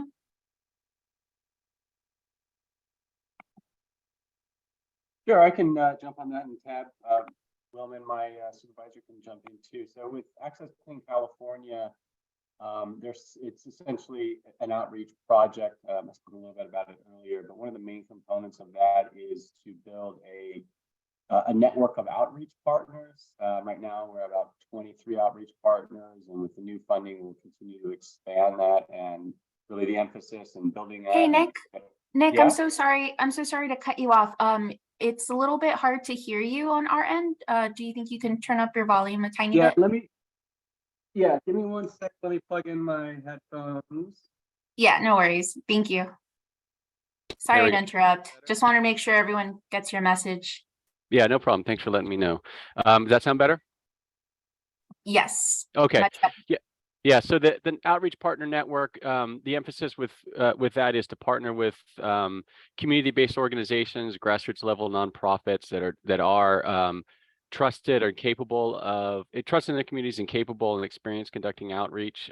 We also have a capacity building program where we are able to help community groups that may not have the capacity to conduct this type of outreach build that capacity, and then hopefully become longer term outreach partners. So we provide all the partners with funding to help conduct outreach. We help coordinate outreach. We provide them with tools and resources to make that outreach as on their part as efficient as possible in terms of what they need to conduct their outreach. And so on. So that's one of the big efforts that we're doing to try to get at the needs-based is really just having trusted community members be there. And that's something that we will continue to build out with Access Clean California, along with the tools that help those outreach partners. I would like to just chime in with regards to your comments, Amani. At the program level, we are revisiting our outreach and education strategy within the programs. So in the past, we had a dedicated outreach education team that they have been doing outreach and education for specific programs. And throughout the years, we learned that there is a gap in terms of understanding each individual community's needs and priorities. So in the new solicitation that we launched a couple of months ago, and for the joint program financing assistance and CC4A, the approach would be just to utilize grassroots organizations, CBOs, to bring the program administrators and CARBs, the specific needs of each individual communities, as well as taking back the message and benefits and incentives that we are offering across the state to their communities. So basically, we are utilizing CBOs as training the trainees and getting the messages out there to the community members. So hopefully with this way, with this approach, we can be more intentional and provide more in-depth information to those who need these incentives the most. Thank you. All right. Thank you, everyone. Next up, I'm going to pass it to Alejandra Mieriteran. You are now able to speak. Please go ahead and unmute yourself and state your affiliation. Good morning. My name is Alejandra Mieriteran. I'm the Executive Director of the Otay Mesa Chamber of Commerce. I was curious if these planning grants are available for cargo-related projects. For example, a reservation system that would make sure that trucks turn off their trucks instead of having their trucks idling, 4,000 trucks in the border, that would work with the federal government to try to implement this reservation system that would help supply chains and reduce pollution. Are these planning grants available for nonprofits to spearhead such an effort, or is it just for residents? Or do you have any other program that is planning related that would tackle pollution, help supply chains, help communities that are cargo related? I think without knowing too many specifics about that project or what you had in mind, our goal with the planning and capacity building is really to give organizations the tools and resources they need to make equitable transportation improvements in their community.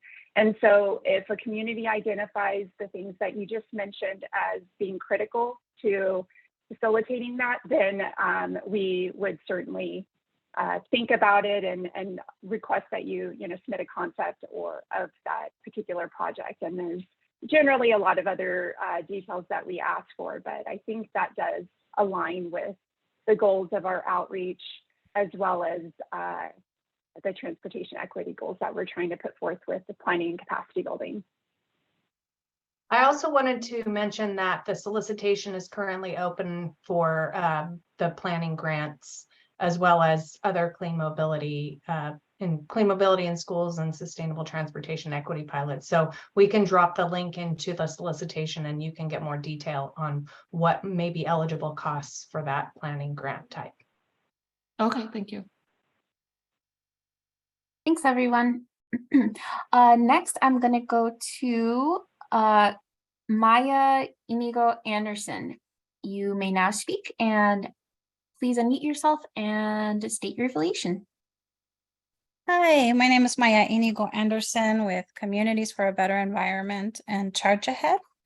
I'm glad to see that STEP is funded at 60 million, since that's a priority program for CBE's members. I don't have a strong opinion on the breakdown in terms of planning versus implementation programs. I echo the importance of a needs-based approach and also the importance of focusing on local district programs. And then also CBE has a large youth leadership program at SoCal high schools. And I'm curious about CMIS. Are schools and school district and disadvantaged communities prioritized? And also are resources primarily for electric school buses or also for EV charging stations or mobility programs? And then finally, what does on the ground grassroots school-based outreach look like? Hi, Maya, this is Heather Choi with the Clean Mobility in Schools program.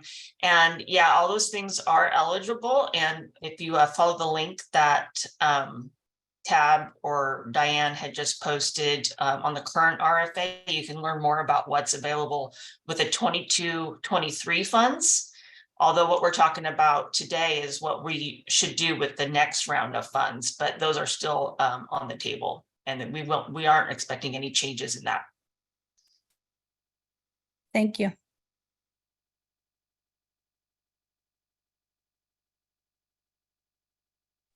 Oh, Violet, we see you speaking. Oh, there you go. Okay.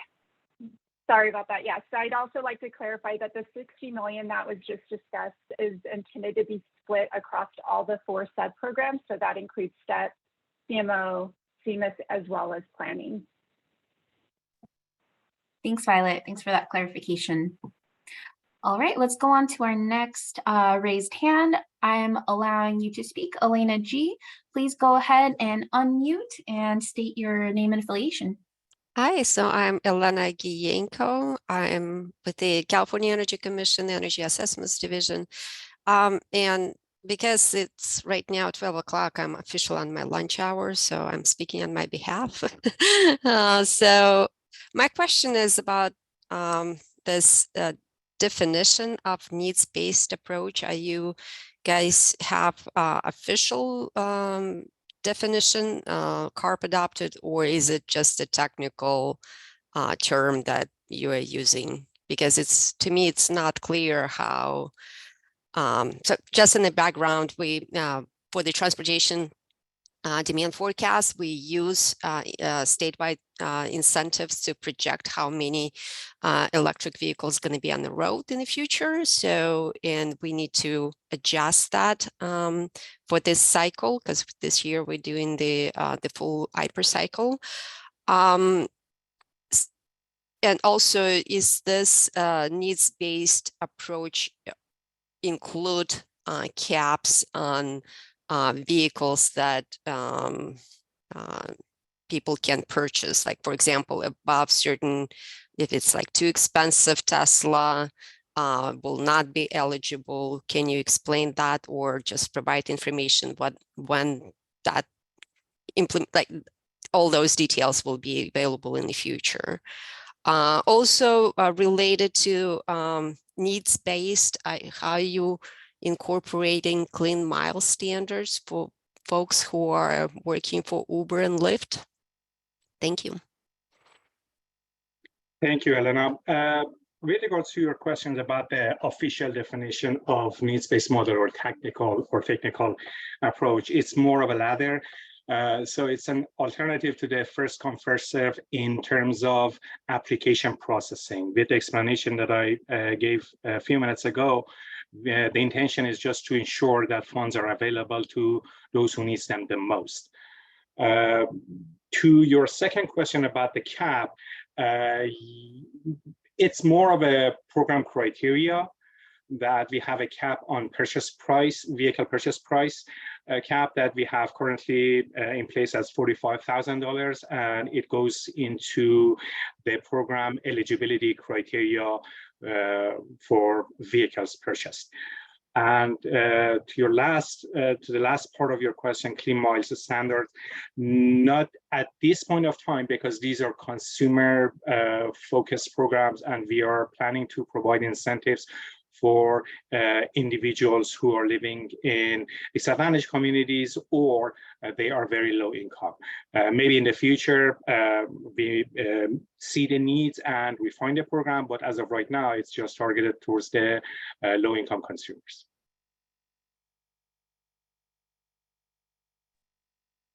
Hi, Elena. I just want to talk about the needs-based approaches for the mobility side of our programs, since we are talking about our mobility programs right now. So historically, we've been trying different approaches for how to get this funding out to communities. We have tried first come, first serve approach for Clean Mobility Options program, and we have tried competitive solicitation process for programs such as STEP and CMIS, and also in CMO last year, this funding term, the window 2, we tried a combination of lottery with first come, first serve.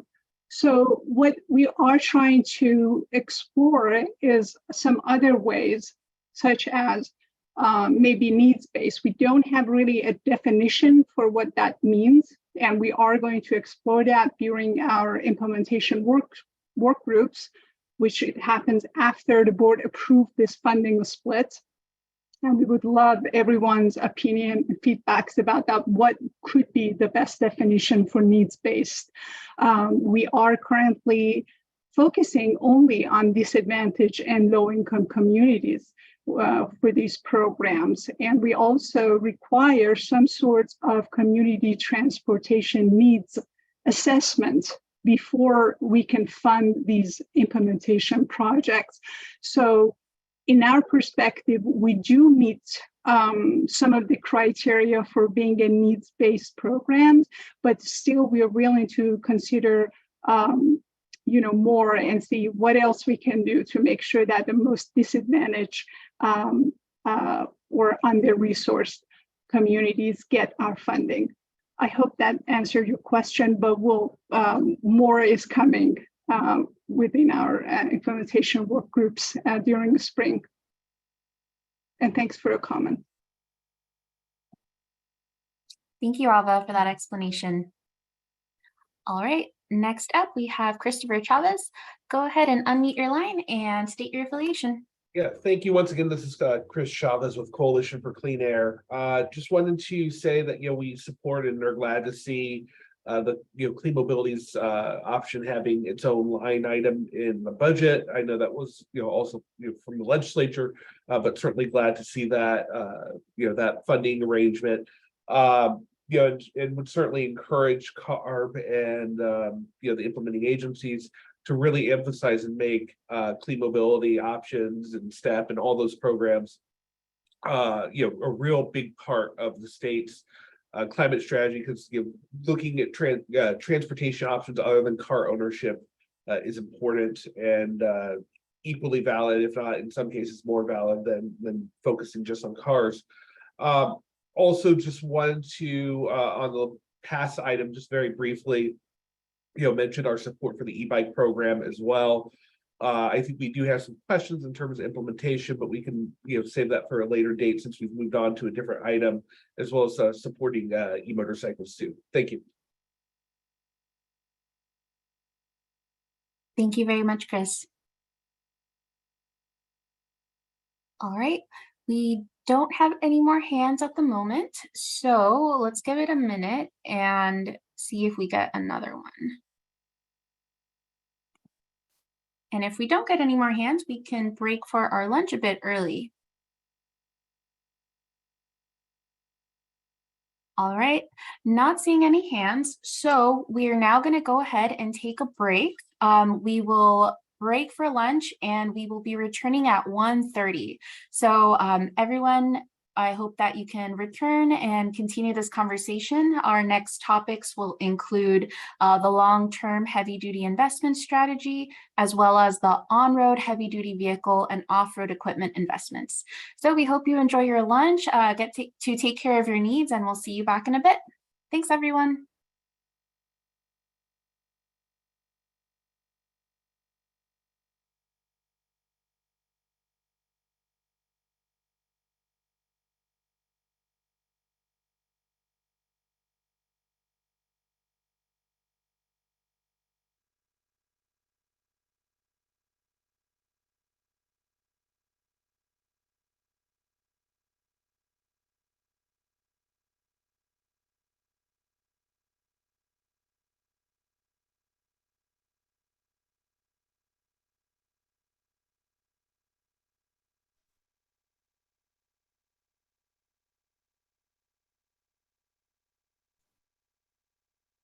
Hello, everyone. Welcome back from lunch. We hope you were able to take care of your nutritional and other needs. So we're going to go ahead and start back up, and we're going to dive into our next topic. And so for that, we're going to go ahead and welcome Matt Williams to the floor. Hi, good afternoon, everyone. So the long-term heavy-duty investment strategy serves as CARB's long-term investment strategy for clean transportation incentives funding. It covers 3 years of funding and is updated annually. It will appear as an appendix to the fiscal year 2023-24 funding plan for clean transportation incentives, but the strategy scope is from fiscal year 2024-25 through fiscal year 26-27, and it does not make any funding decisions. All of that is done through the development of the funding plan alongside the legislature's annual budget. Next slide, thank you. The heavy-duty investment strategy serves as a roadmap showing how state incentives can help spark private sector investment and create partnerships necessary to support the transformation of the heavy-duty on and off-road sectors. It identifies key priority areas for investment that will help to ensure a smooth and continued transformation in the heavy-duty space. Each year, the heavy-duty investment strategy document includes several key elements. This year's document will include an updated discussion of the beachhead strategy and how it helps to inform the extension of technologies to adjacent markets, updates on the current status of advanced heavy-duty vehicle and equipment technologies, a further discussion of market readiness indicators, additional ways to report on the metrics of investment success, new examples of what's happening in the industry by means of a series of mini case studies, an updated 3-year set of recommendations for heavy-duty vehicle and off-road investments, the ways CARB is focusing investments on the communities and small businesses in greatest need of assistance, and an annual report on the progress we've made towards cleaning up the state's school bus fleet. CARB's investments support advanced technologies across the commercialization pathway, driving forward a transformation of the heavy-duty space to help meet our air quality and climate goals. This graphic provides an example of how incentive funding has enabled that to happen. The Air Quality Improvement Program funds projects all the way from pre-commercial demonstrations through financing assistance for fleets. The Low Carbon Transportation Program, the focus of the heavy-duty investment strategy, also funds projects from early pre-commercial demonstration phase through pilots and early commercialization. HVIP and CORE, incentive programs for commercial on and off-road advanced technologies, play a key role providing a bridge between early commercial deployment and market scale adoption. Programs like Volkswagen Mitigation Trust also fund broad purchase incentives and fleet turnover, as do Carl Moyer, AB 617, and Farmer.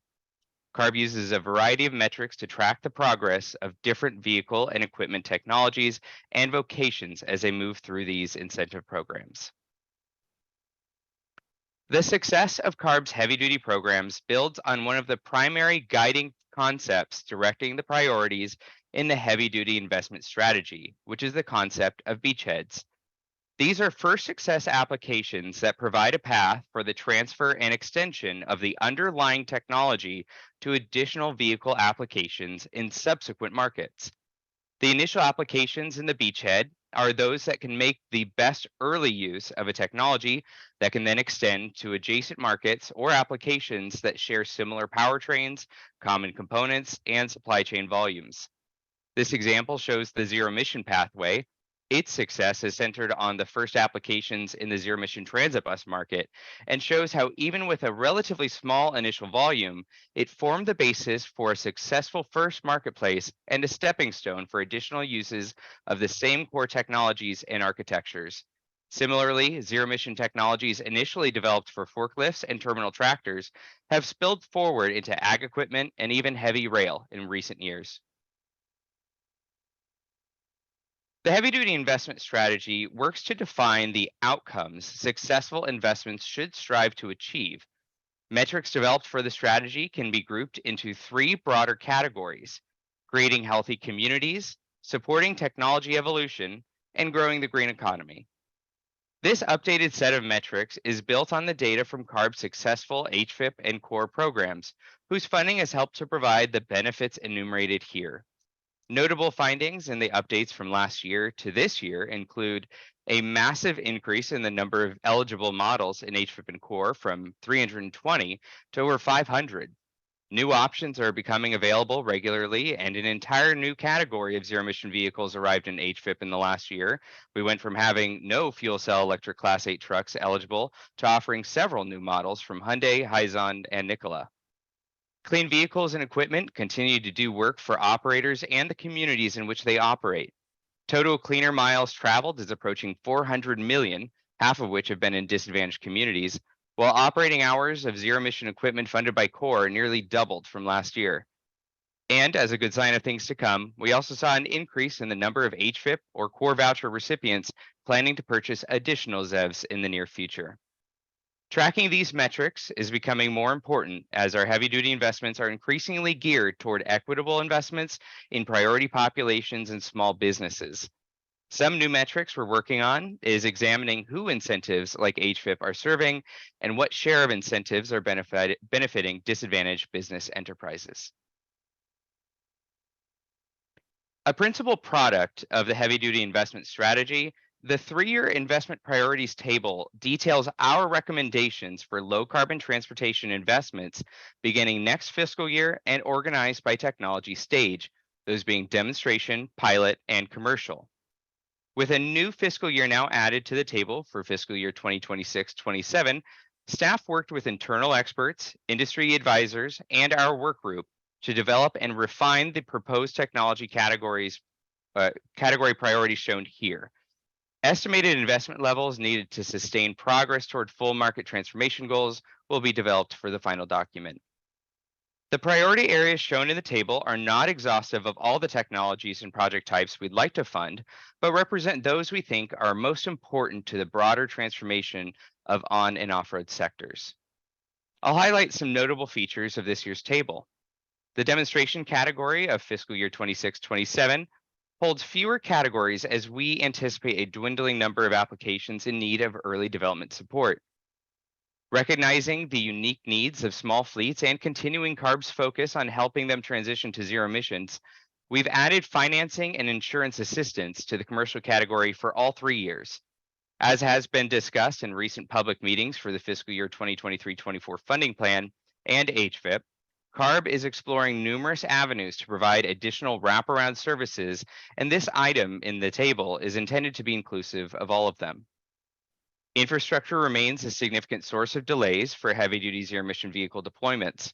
Our inclusion of temporary fueling in the commercial category for the next 2 years signals our perceived need for solutions that get zero-emission vehicles and equipment in operation faster. Emergency and heavy specialty equipment was added to the demonstration section, showing a shift from common technology applications to less common equipment.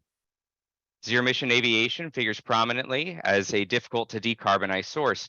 We expect very different needs for lighter, shorter range and autonomous aircraft compared to heavier, longer range planes. Similarly, we've split heavy-duty long-haul trucking into battery electric and fuel cell electric subcategories in recognition of their different capabilities and challenges. Separating the two allows potential future projects to play to the strengths of each while ensuring both maintain momentum toward broader market adoption.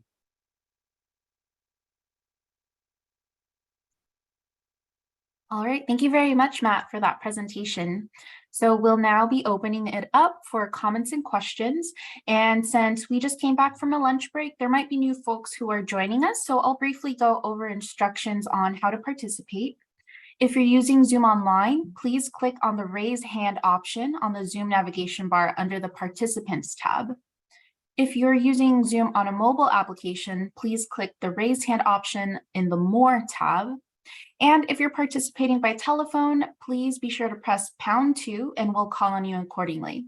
So once I open your line, you can begin to speak. Please make sure to state your name and affiliation first before providing your comment or asking your question. So with that, let's go ahead and start taking hands.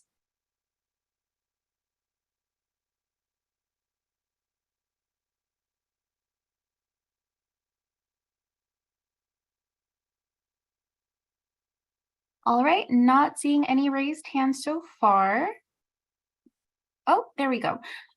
Chris Hedrick, you may now speak. Please unmute yourself and state your name and affiliation. Hello, thank you guys so much for the meeting today. Just a quick question about the zero emission off-road equipment.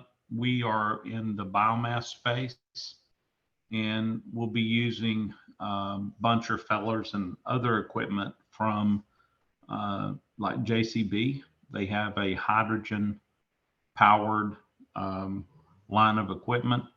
Is that what you guys were thinking in that last presentation?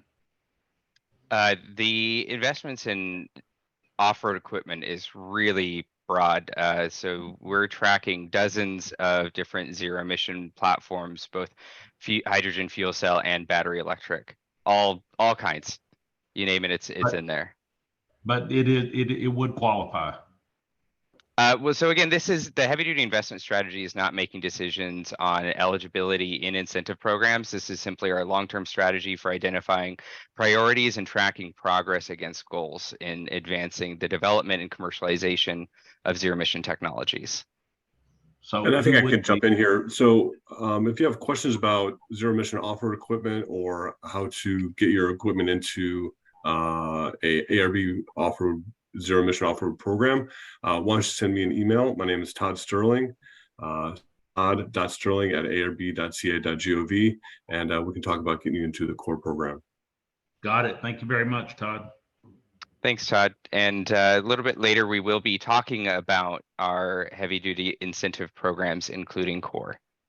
Thank you, Matt. All right, thank you, Chris. Next up, we have Maya Inigo Anderson. Oh, I just saw she lowered her hand.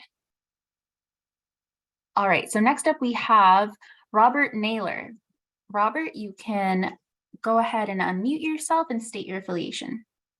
Yes, Robert Naylor, I'm a consultant for LA Metro, and I noticed that there was no money in the charts in the earlier segment of this program, this morning segment, for transit buses. Apparently a decision of the legislature. Am I interpreting that correctly? Yeah, and again, we're going to be talking about the actual programs, including HFIP and core in a little bit. But to quickly answer your question, yes, the fiscal year 2023-24 budget approved by the legislature, signed by the governor, only included $80 million for HFIP, and it was specifically prescribed for zero emission drayage trucks. However, funding remains available. There's over $500 million available in HFIP right now, including several hundred million in set aside for transit buses specifically. Great, thank you. Mm-hmm. Thank you, Robert. All right, looks like Maya put her hand back up. So Maya, I'm allowing you to speak. Please go ahead and state your affiliation and unmute yourself, please.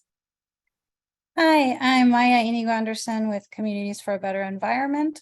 I would like to echo the importance of focusing on small fleets, meaning fleets under 20 vehicles. I would also like to share that it's important that there's language access when it comes to small fleet owner outreach, especially including online information and mailers. At the Long Beach and LA ports, many small fleet operators and drivers are monolingual Spanish speakers. I think a lot of you are aware of this, but I'm basing this on working with port drivers and with a previous organization in the Long Beach and LA ports area. And in a previous meeting, we were told by CARB staff that a mailer to small fleet owners would include a reference to a Spanish-speaking website, which is much appreciated, but that there wouldn't be a full translation of the mailer. So I don't know if that's possible, but I wonder if the language can just be shortened or if it can be formatted differently so that the language can be available in English and Spanish. And, you know, at the other ports, I'm not quite aware of what the language needs are, but I just wanted to mention that. Thank you. Thanks, Maya. We'll make sure that that is heard by our outreach team. Thank you. All right, next up we have Craig Harrington. Craig, you may now unmute yourself. State your affiliation, please. Yes, I'm with Exprolink Incorporated. We manufacture electric compact street sweepers and litter vacuums. They're small in size, ranging in weight from under 3,000 pounds to just over 5,500 pounds. Is there any current grant funding available for small vehicles like this that are used for their specifically the best application I can say is that cities that are putting in these protected bike lanes, they can't now clean them unless they have a small compact street sweeper like such as what we make. And the litter vacuums are for litter and cleaning up litter and debris in parks, parking lots and all that. But is there currently any funding for small sized electric vehicles like that? Potentially, yes. To be funded through HVIP, it would have to be an eligible vehicle, and there's a process to go through to get a vehicle into HVIP and into the catalog. You can go to californiahvip.org to see the vehicles that are in the catalog. But there are other incentive programs available through CARB as well, such as the Carl Moyer program, and recommend checking that out. I know I'm aware of the Carl Moyer. And the last time I looked at this, the only category I could see that potentially we had any niche in was the landscaping equipment where the litter vacuum is used at parks and recs departments and cleaning up parks and all that. If that is an off-road vehicle, yes, then that would be potentially through CORE, Clean Off-Road Equipment. And we will be talking about CORE a little bit later. But nothing specific to the compact street sweeper, the mini street sweeper electric, nothing. I haven't seen anything. Yeah. I don't believe there's any program specific to them, but it's probably an eligible equipment category in more than one program. When you said California AdLib or AFib, or what's that acronym? California HVIP, which we will be discussing in just a little bit, is our Clean Truck and Bus Voucher Incentive Project. It is our on-road incentive, or it's our incentive program for on-road commercially available zero-emission trucks and buses. But the trucks and the buses are in quite a different category. Class 2B through 8. Pardon me? Class 2B through 8. But we're gonna talk about HVIP more later, and that'll be the appropriate time to talk about eligibility in HVIP. Can you spell that acronym for me that you're saying, AFib or whatever that is? And I'll put a link in the chat. It's HVIP. Yeah, okay, VIP, HVIP, okay. And I just put a link in the chat, californiahvip.org. Thank you, sir.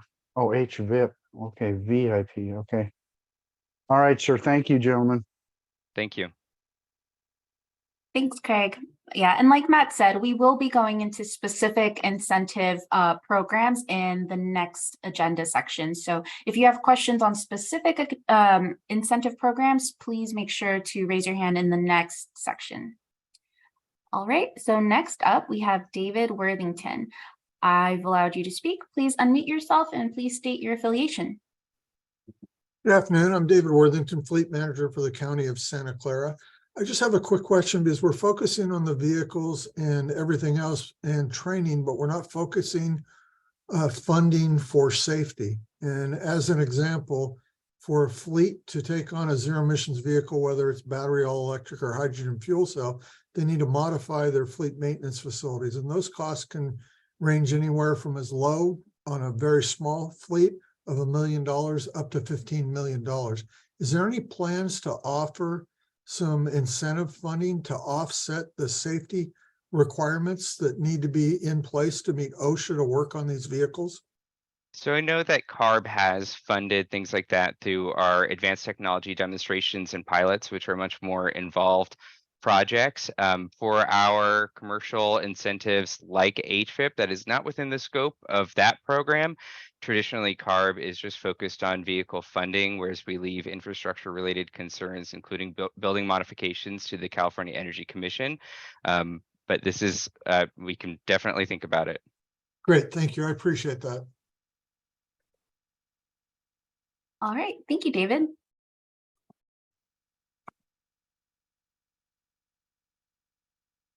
All right, any more comments or questions before we move on to our next topic? All right, I think we can go ahead and start talking about our on-road heavy-duty vehicle and off-road equipment investments. So let's invite April to the floor. Hi, everybody. My name is April. I am the staff lead in the development of the on-road heavy-duty vehicle and off-road equipment investment chapter in this year's funding plan. Today, I'm going to chat a little bit about the proposed allocations and then staff that are lead on these. Yes. So sorry to interrupt you. There seems to be an echo. I'm not sure if that's coming from your end. Does this make it any better? I'm still hearing that echo. Ryan, you might want to try muting yourself.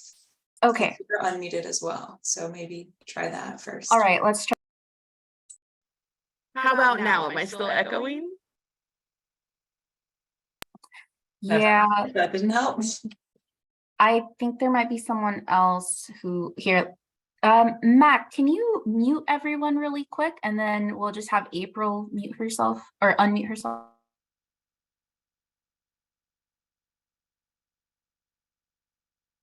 How about now? Still hearing that.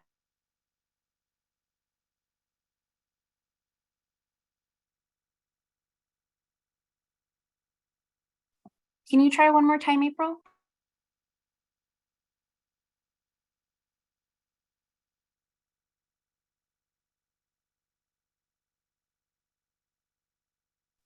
Oh, April, you are muted. Can you unmute yourself?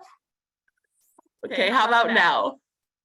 Oh, darn, it's still, yeah, it's still echoey.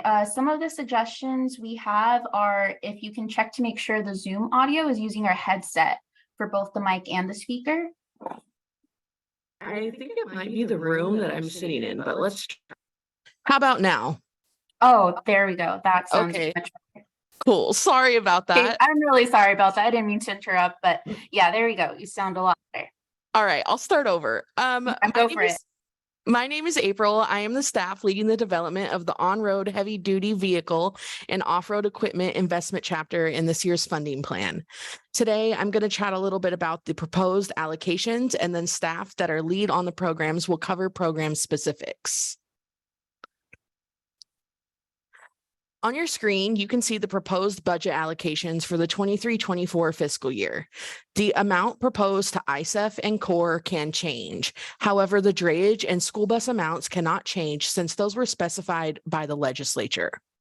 It is important to note that the $375 million for school buses under the HVIP program originated from Prop 98 school bus funding that was included in last year's funding plan as part of a $1.125 billion allocation for school buses. It is referenced here again because the legislature removed the $1.125 billion and instead appropriated $375 million this year with a commitment to appropriate additional $750 million in future years.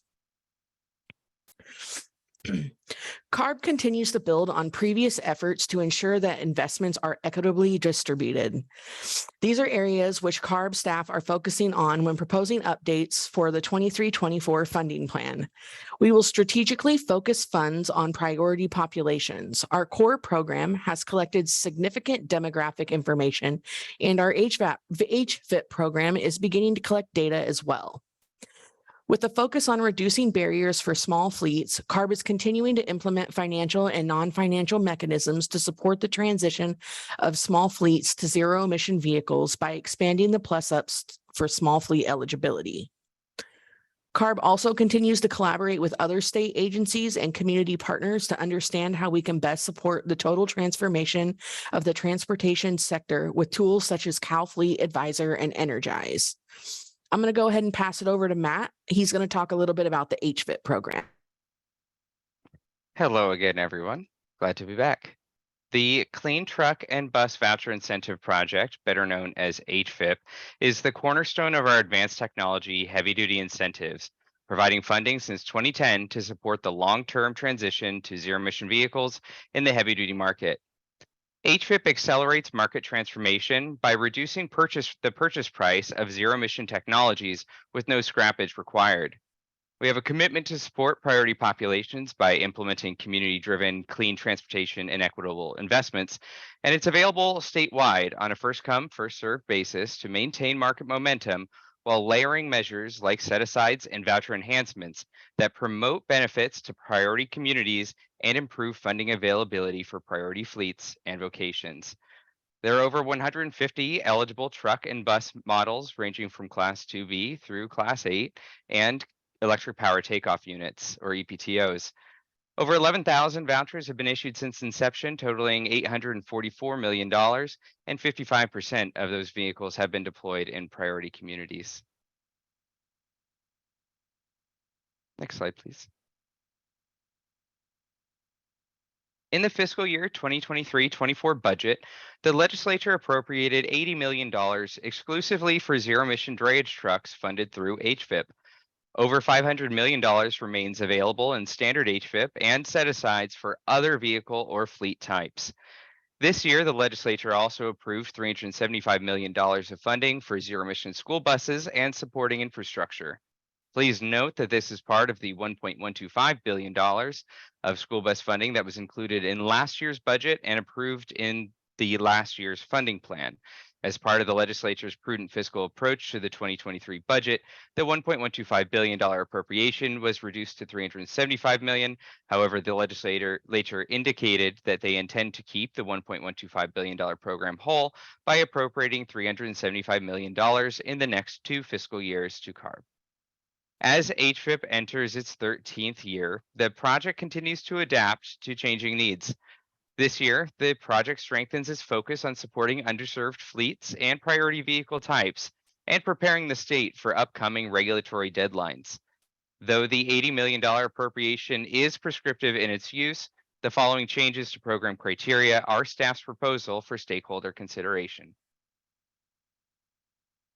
Approved by the board in the fiscal year 2022-23 funding plan to promote more equitable investments, private fleets with more than 50 medium and heavy-duty vehicles would no longer be eligible for HFIP beginning January 1st, 2024. However, given expected demand ahead of Advanced Clean Fleets regulatory requirements and other measures designed to ensure fund availability for small fleets, such as the bulk purchase requirement, staff proposes to delay the eligibility change to January 1st, 2025. We would maintain other mechanisms to ensure fund availability for small fleets, as well as exemptions for public agencies, California Native American tribal governments, and nonprofits. The Innovative Small E-Fleet pilot, funded as a set-aside within HFIP, is entirely focused on helping small businesses access zero-emission trucks through elevated purchase incentives and innovative access solutions like Truck as a Service and expanded leasing and rental opportunities. Since its establishment, demand for ISAF has far exceeded funding. To help meet the demand and further serve California's small businesses, staff proposes the following changes.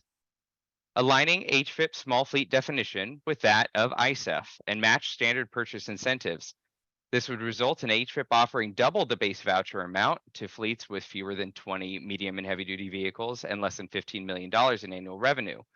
The change in small fleet definition applies in all uses, including expanded stacking eligibility and the disadvantaged community voucher modifier. We propose funding all standard purchases formerly made through ISEF through HVIP standard, allowing ISEF instead to focus on innovative solutions for small fleets. Additional ISEF changes will be discussed a little later. We also moved $50 million from HVIP standard to ISEF, allowing ISEF to open yesterday with a total of $83 million. Transitioning drayage trucks to zero emission remains an important priority to support Executive Order N7920 and to provide benefits in California's priority population communities. Similarly, refuse trucks are present in all communities statewide, but their impacts are felt particularly strongly by priority populations located near waste transfer stations who are burdened by multiple pollution sources. To maintain momentum in these areas, staff proposes to extend the 25% voucher enhancements for zero emission drayage and refuse trucks until December 31st, 2024. A manufacturer rolling soft cap limit was established in 2020 to improve HVIP funding availability and encourage faster vehicle delivery. To reduce the administrative burden and better meet these goals, staff proposes eliminating the manufacturer soft cap in favor of ad hoc review of manufacturer performance with vehicle delivery. Staff will work with manufacturers through the public work group process and implementation to determine metrics for review as well as potential actions CARB can take to encourage faster delivery. CARB has multiple funding programs designed to empower under-resourced communities across California to better understand and overcome mobility obstacles through needs assessments and community-driven incentivized deployments of zero-emission vehicles. With limited funding and high demand, where allowable by applicable law, staff proposes reducing fiscal strain on Clean Mobility Options, or CMO, Clean Mobility in Schools, and the Sustainable Transportation Equity Project by using HVIP to cover costs for HVIP-eligible vehicles in those projects. The fiscal year 2020-21 funding plan established a 30 voucher annual limit on new voucher requests per fleet to ensure funding availability and to focus support on overcoming significant barriers with initial fleet deployments. To maintain CARB's commitment to zero-emission drayage trucks, the cap was increased to 50 for drayage fleets. Additionally, recognizing the needs of public transit agencies and the importance of state support in their ongoing transition to zero emission, staff proposes to increase their annual request cap to 50 vouchers. And extending CARB's increased support for refuse trucks, staff proposes extending the 50 voucher annual limit to refuse trucks as well. Next year, staff will launch $375 million in grants for local educational agency school bus replacement grants.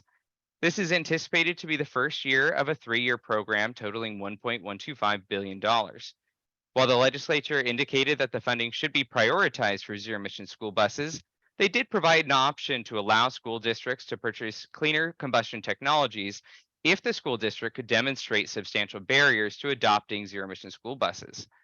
Given the considerable demand for zero-emission school buses and oversubscription of all recent funding programs for zero-emission school buses, staff proposed to only provide funding for zero-emission school buses next year to ensure that funding is available as quickly as possible. Over the course of the next year, staff will work with stakeholders to develop criteria to evaluate the unique challenges faced by some school districts and requirements for low-emission renewable fuel school bus replacement grants, with the potential for such grants in future years if needed. Finally, to further support small fleets in the transition to zero emission, in addition to the increased purchase incentives and innovative solutions available now and proposed for this fiscal year, staff will begin exploring additional mechanisms for small fleet assistance to address challenges around borrowing costs, residual value, and insurance. At this time, I will pass it off to our lead for ISEF, Olivia Lane. Hi, everyone. My name is Olivia Lane. I'm going to be talking about the Innovative Small E-Fleet Pilot, or as Matt explained, we call it ISEF. So this program was established as a set aside within the Clean Truck and Bus Voucher Incentive Project, or HVIP, in 2021-2022 funding plan. And so the set aside offers increased vouchers to small fleets and independent owner operators to help overcome the barriers that are there for zero emission vehicle market entry, and also pilot innovative mechanisms such as all-inclusive leases, rentals, and truck as a service partnerships. So eligible small fleet participants include companies with 20 or fewer trucks operating in California and that make less than $15 million in annual revenue, although nonprofits are now exempt from revenue requirements. So ISEF opened for the second year of voucher requests yesterday with 33 million for voucher requests for innovative solutions like I talked about, and then 50 million available for small fleet purchase voucher requests. As of this morning, funding is still available. Next slide. Okay.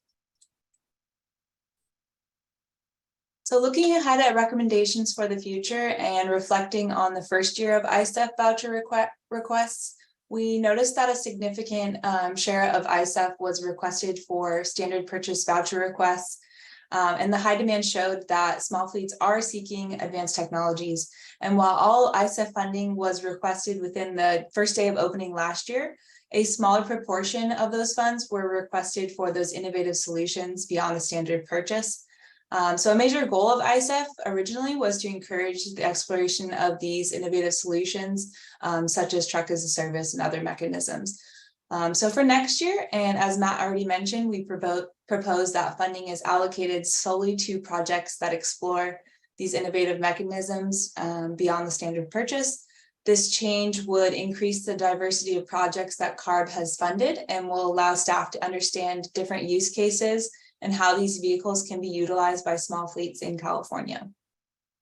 Small fleets would still receive increased vouchers for standard purchases. This would just happen through standard HVIP, and the ISEF set aside would solely be available for innovative mechanisms.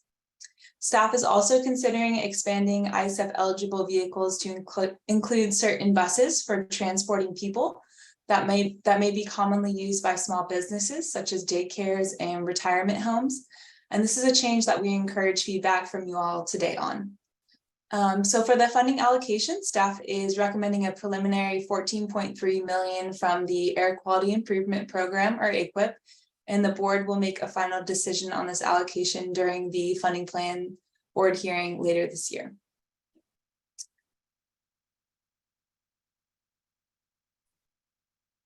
All right, so we'll talk a little bit about CORE.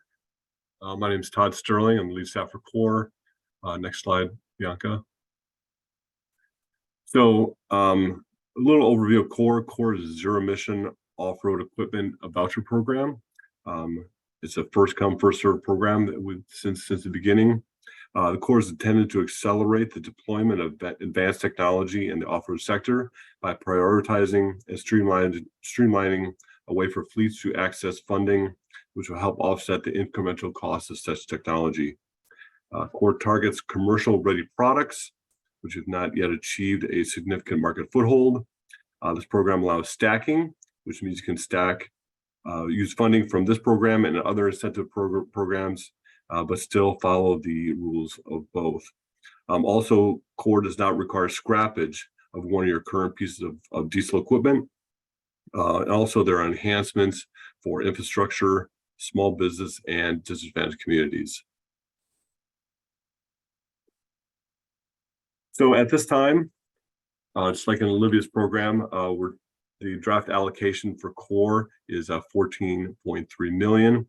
In 2024, we would like to focus this funding on small businesses. In addition, we'd like to remove some high dollar equipment categories, such as railroad switchers, cargo handling equipment, and commercial hovercraft. Those may not be eligible for CORE funding in 2024. We would like to review terminal tractors, which have historically received the bulk of the full CORE funding. Also, equipment eligibility. We have to look at a few different options on how to adjust vouchers. We can keep the same system and evaluate the delta between the zero emission piece of equipment and diesel. Another option would be to look at $1 per kilowatt by equipment type. This also has some difficulties. It may not be fair to all equipment types. We would like your input on that. In addition, we'd like to review the 3-year warranty. Some equipment manufacturers feel that that's too much. Some feel it's too little. We may have to separate out by equipment type. We would also like your input on that also. There's another requirement in core. We've had that for telematics. We'd like to show some data where the equipment operates, especially if it operates in disadvantaged communities. It's difficult for some manufacturers to produce this data. We'd like to have some back and forth on this to maybe require a quarterly report or maybe require data annually. So a couple of things we're working on and like to have your input on here in the core program. From now, I'll pass it on to April.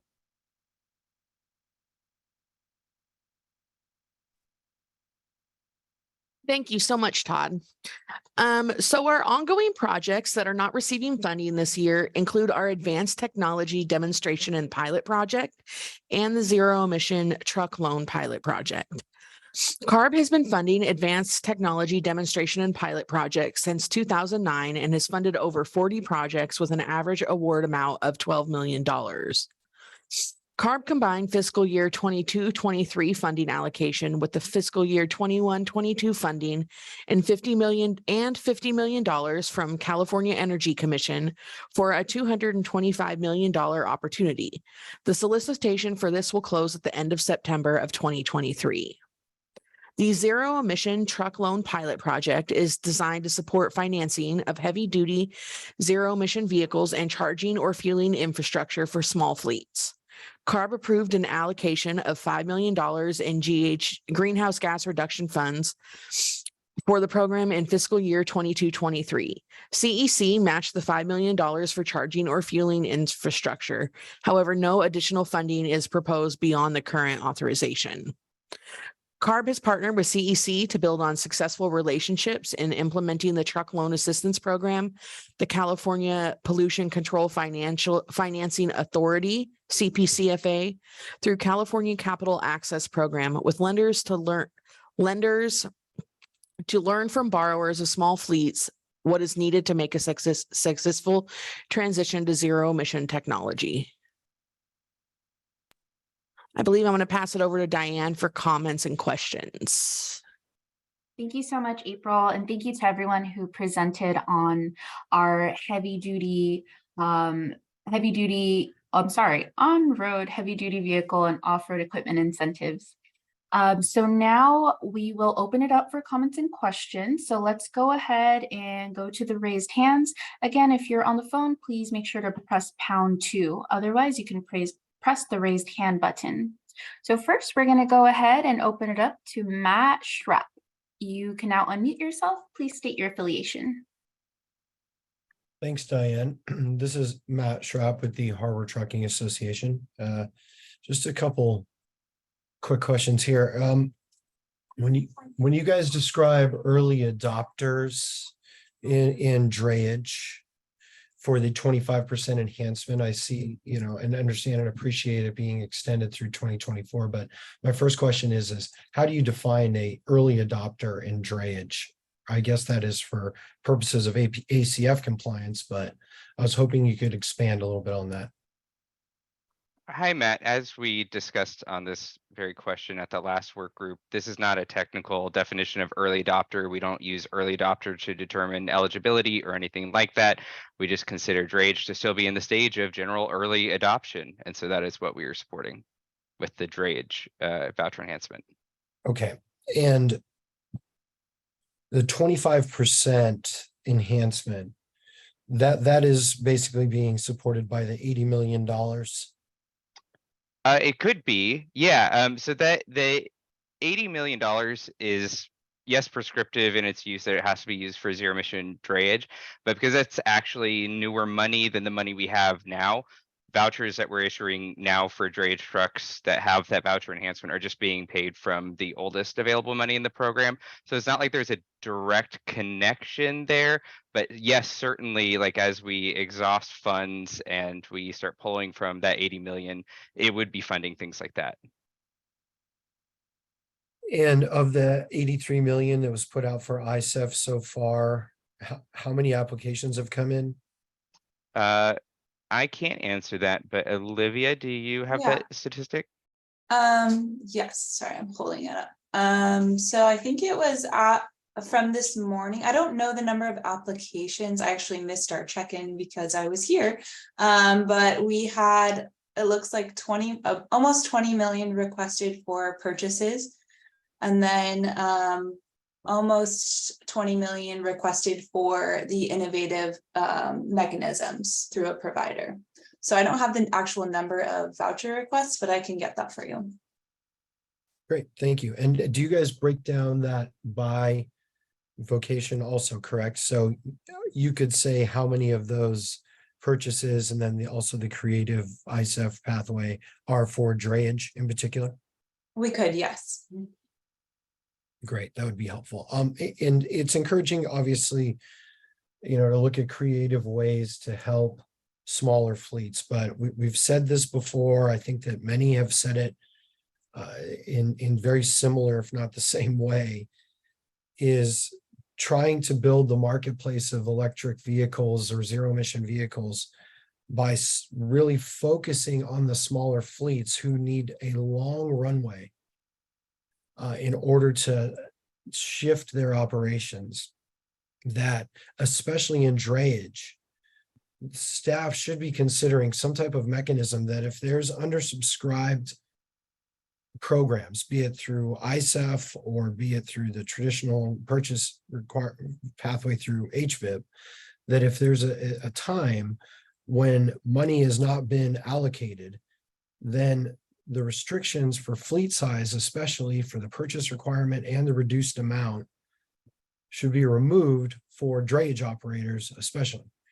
The smaller fleets traditionally purchase vehicles on the secondary market, allowing larger fleets who can deploy their own infrastructure, be it hydrogen, although hydrogen doesn't have the same restrictions, obviously, but if you're deploying battery electric, you as a larger fleet have a little better bandwidth to accept some of those higher upfront costs, but not enough to cover exactly what's needed to get full deployment of zero emission vehicles out there. Just yesterday, we had a fire down here of zero emission truck. If that happens to a large fleet, they have the ability to absorb that a little better than a small fleet. If their truck all of a sudden is destroyed, it could take a year before they have another replacement vehicle. That's battery electric. So I think we need to focus on looking at drayage and understanding that if money has not been requested or deployed by a certain date, which is similar to what was done back in, a deadline in 10/22 when 25 million was moved from the solely 10 or fewer fleet segment back into regular HVIP, that if there's a mechanism there that allows those restrictions to be lifted, then we could be in a good place to try to populate this secondary market. So has staff thought about trying to allow drayage operators at least to have those restrictions relieved and then get funds towards them if money is left over in these other programs? By restrictions, are you referring to like the voucher amount decreases and bulk purchase requirement for large fleets? That's right. And I mean, I see that, drayage, so you lose 20% in the category and then you get 25% back. I'm assuming there's no size restrictions for the 25% drayage enhancement. But yes, essentially, Matt, those purchase requirements, outright purchase requirements, and then the decreased amount, removing those and allowing those to be eligible for if the fleet is in drayage service, I think is appropriate. We're the first industry under the ACF. When we see early adopter, we're thinking it's not technology early adopter. These days, it's early adopter ahead of regulatory deadlines. So while ours comes up in 1/1/24 and 1/1/25, thousands of trucks may be ejected from the DTR. So we need to focus on getting more vehicles out as soon as possible. And one way to do that, especially in drayage, is to incentivize those larger fleets who will then turn over that equipment in 2 to 3 to 5 years back into the secondary market where then those smaller fleets can really capitalize on the lower cost. So have you guys thought about looking at something like that? The funding plan every year usually has a section towards the end that is what we call contingency provisions. Usually we allow ourselves, we essentially propose to the board delegating authority to make certain changes in our programs, which is usually moving money within things. So it allows us to respond to increasing demand in a certain area that was underfunded, things like that. So we can certainly consider that. Okay, well, thank you. And just to Can I jump in real quick for Matt? This is Brandon Rose, well. longtime CARB staff.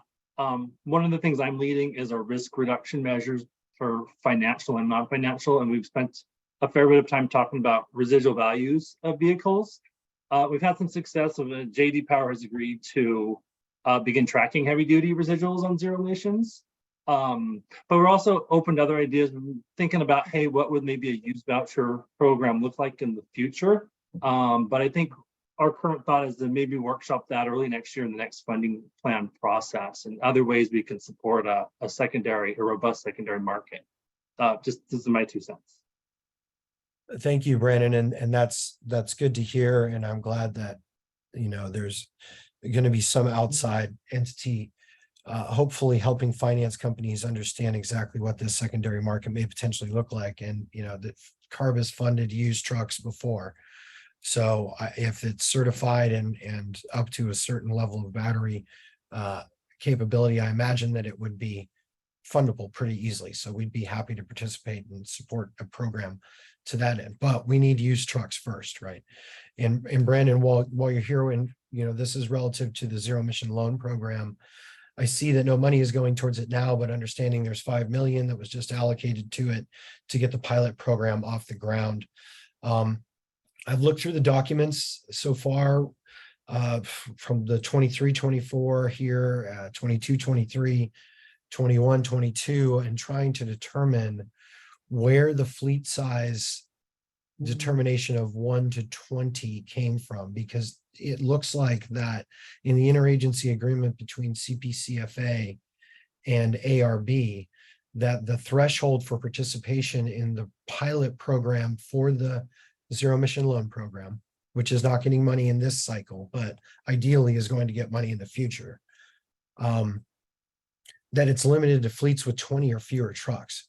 I'm just curious, where did that, I understand that's an ISEF number, but so, I'm curious where that came from. I'm leading the new zero emission loan pilot, and my colleague Eric Patton as well. The 20 vehicles, I mean, that you've been around as long as I have on this, goes back to at least 2009, 2010. We've been using those numbers. I think it's hardwired into the CalCap, the Treasurer's Office regulations, the 20 vehicle limit, but it also lines up nicely with our thought process on, hey, we want to help small fleets and small businesses specifically. And that was specifically set up for truck and bus compliance and filters and replacements. I think to the second part of the question, we have the budget is tight this year, so the funding, there's nothing being recommended in funding allocations for the next funding plan, but we have a significant amount of funding that's currently allocated in the program that we can potentially, through a process called recapture, allocate into the zero emission program. It's a subject that's a little touchy, but we're continuing to have internal discussions. And it's basically, hey, as these loans are paid off, what money is going to be left in the program? And so there's potentially a decent sized pot of money there that can be able to help fund the future program. But it's still sort of in process and in our thought process as well. And of course, if the legislature allocates a larger pot of money in the future, we can certainly reconsider funding levels. Hope that's helpful. Well, thank you, Brandon. And I'll connect with you offline, it's because I'm sure other people have a lot of questions, but just one comment. So the on-road truck loan program's extremely successful. I don't know the total allocation that ARB had put to it through the EQIP program. It's stopped doing contributions for internal combustion, which is fine. The fleet size cap was 10. It had always been 10. since I believe sometime in the early teens of Like the 2010, 2000s, yeah. Something. So I and do I have, understand it's I for certainly small have the numbers on how much the CARB has contributed over the last, 12 plus years or so.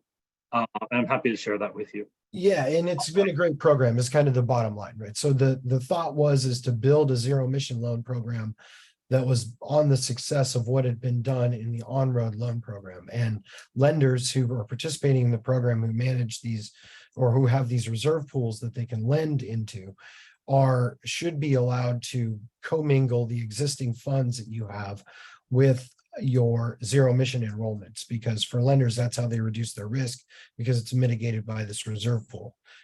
That's the concept essentially that it would seem this pilot program is taking on. So it's for small fleets, I get it, but that is sort of a unilateral decision by ARB. SB 372 says that both these small, micro, and large, medium-sized fleets should be defined by the agency.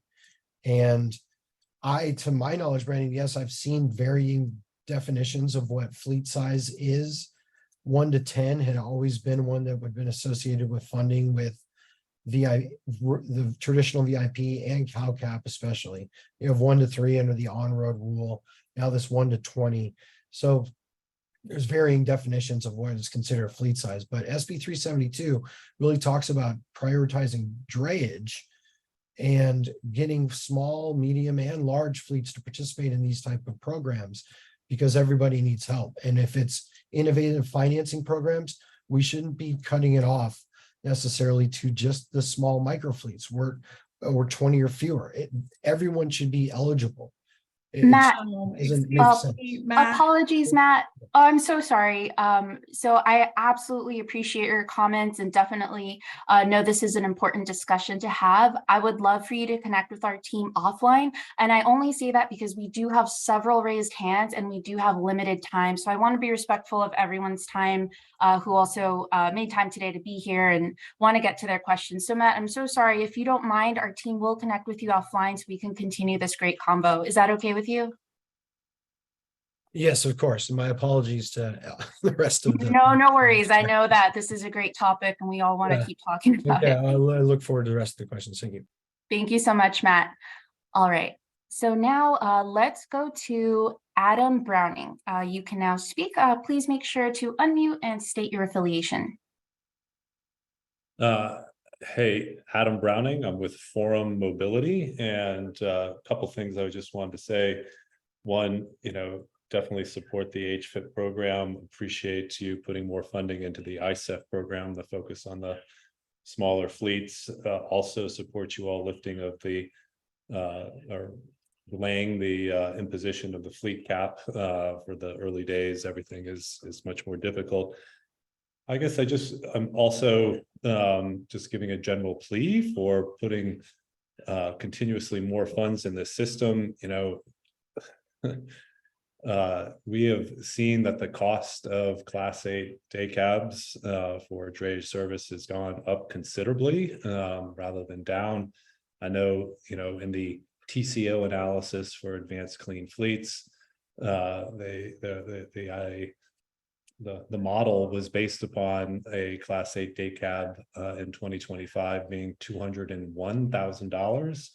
What was $350,000 last year is $450,000, maybe $500,000 this year, and this is really quite challenging our ability to provide vehicles at a price that's competitive with diesel, which is where we collectively all have to be. Without being competitive with diesel, the choice is to invest is not a doable one. People are just going to find a different line of work to do if they can't get in a zero emission vehicle that can compete with the long tail of diesel on the road. So, as I know there's a lot of HFIP money that is continued out there, I think there's a lot of folks still on the sidelines as freight is down across the board. And they're, trying to find work for the trucks that they have right now, not necessarily for next year's trucks. But that typical turnover of the drayage fleet is around the 2,500 trucks. That's, if you were to give an HVIP voucher to each one of those at current rates, that would be, near around $400,000 worth of HVIP. And I'm worried we're in a situation where the TCO is getting worse, not better. And I just want to encourage you to understand the crucial importance of continuing to put money in this system in order to provide a competitive product going forward. So it's an open-ended plea to prepare for continuing to provide as much money through the system as possible. So thank you. Absolutely, thank you. And we will continue to try to make the most of the resources that the legislature gives us. Let's get more resources, more resources. That's my plea. Thank you, Adam. All right, next up, we have Bill McGavern. You can now unmute yourself. Please make sure to state your affiliation. Thanks. Bill McGavern with the Coalition for Clean Air. I have read the funding plan and appreciate all the good work that went into it. We agree with your prioritizing of small fleet support and preparing for regulatory deadlines. We know that it's crucial to be able to meet those deadlines, which many of us have participated in advocating for. And small fleets clearly have barriers to making the transition to zero emissions that are much greater than those that large fleets have. So I'm glad that you did move the $50 million into ISEF, which clearly is oversubscribed. And we support aligning the HVIP small fleet definition with ISEF to prioritize those smallest fleets. Also agree with your proposing to use HVIP funds to cover vehicles in clean mobility options, because those mobility options are crucial to reducing vehicle miles traveled and giving people more ways of clean mobility. Also agree that the school bus money should be used for zero emission only. There are a lot of options for zero emission school buses, and we want the districts to make that jump. Also, I really do think it's a good idea to expand ISEF to include buses used at daycares and retirement homes, because those vehicles, of course, are carrying a lot of people, and we want those people to not be having to breathe diesel exhaust. And especially if we're talking about our youngest and our oldest residents, those are sensitive populations. So we want to focus on giving them clean air to breathe. And finally, when it comes to CORE, and clearly we need a lot more funding for CORE, given the limited funds available, we agree that it should be restricted to small businesses only, who again have got the greatest barriers in terms of accessing zero emission equipment. Thank you very much. Thank you so much, Bill. Really appreciate those comments. All right, next up we have, here we go. Next up we have Jamie Levin. You may unmute your mic and please state your affiliation. Yes, Jamie Levin with the Center for Transportation and the Environment. Have a comment and a question.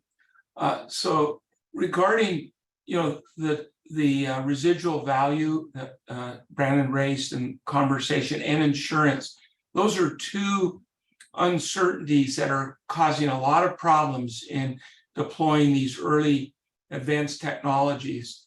And it would really be great. I mean, I'm glad CARB is recognizing this. In spite of JD Power's commitment to help with that, until we have a real track record with these trucks and what their life really is beyond the warranty, arriving at a residual value is like gazing into a crystal ball that's a bit fuzzy. And it would be really good for CARB to combine the question of residual value, which really affects the lease price in the early stages. Those who are financing that will take a conservative approach, and the lease prices can be higher, not knowing what the residual value is likely to be during the term, after the term of the lease. And the insurance costs for collision coverage is also a big factor. So if there was a pool established by the state that would help reduce those costs, set a floor maybe on residual value and reduce the insurance costs, that would be extremely helpful in the early stages of deployment. And then I have a question for Matt. If I heard correctly, you're considering increasing on the transit vehicle fleet cap in numbers of vouchers from 30 to 50, if I heard that right. And would that take effect later this fiscal year or not until next July 1? Thank you. Yeah, so that is to increase the annual voucher request cap that's currently at 30 per calendar year. And if approved by the board, then effective January 1st, so for the year of 2024, then that would be raised to 50. So transit fleets would be able to request 50 vouchers in calendar year 24 and beyond. Okay, thanks. Thank you. Next up, we have Lisa McGee. You may now speak. Please make sure to unmute and state your affiliation. Hi, my name is Lisa McGee with Thomas Truck Center. So thank you for this meeting. I want to share support for the fleet size limits delay to 2025, as well as the HFIP ISIF 100% base voucher, and agree with any type of small fleet support.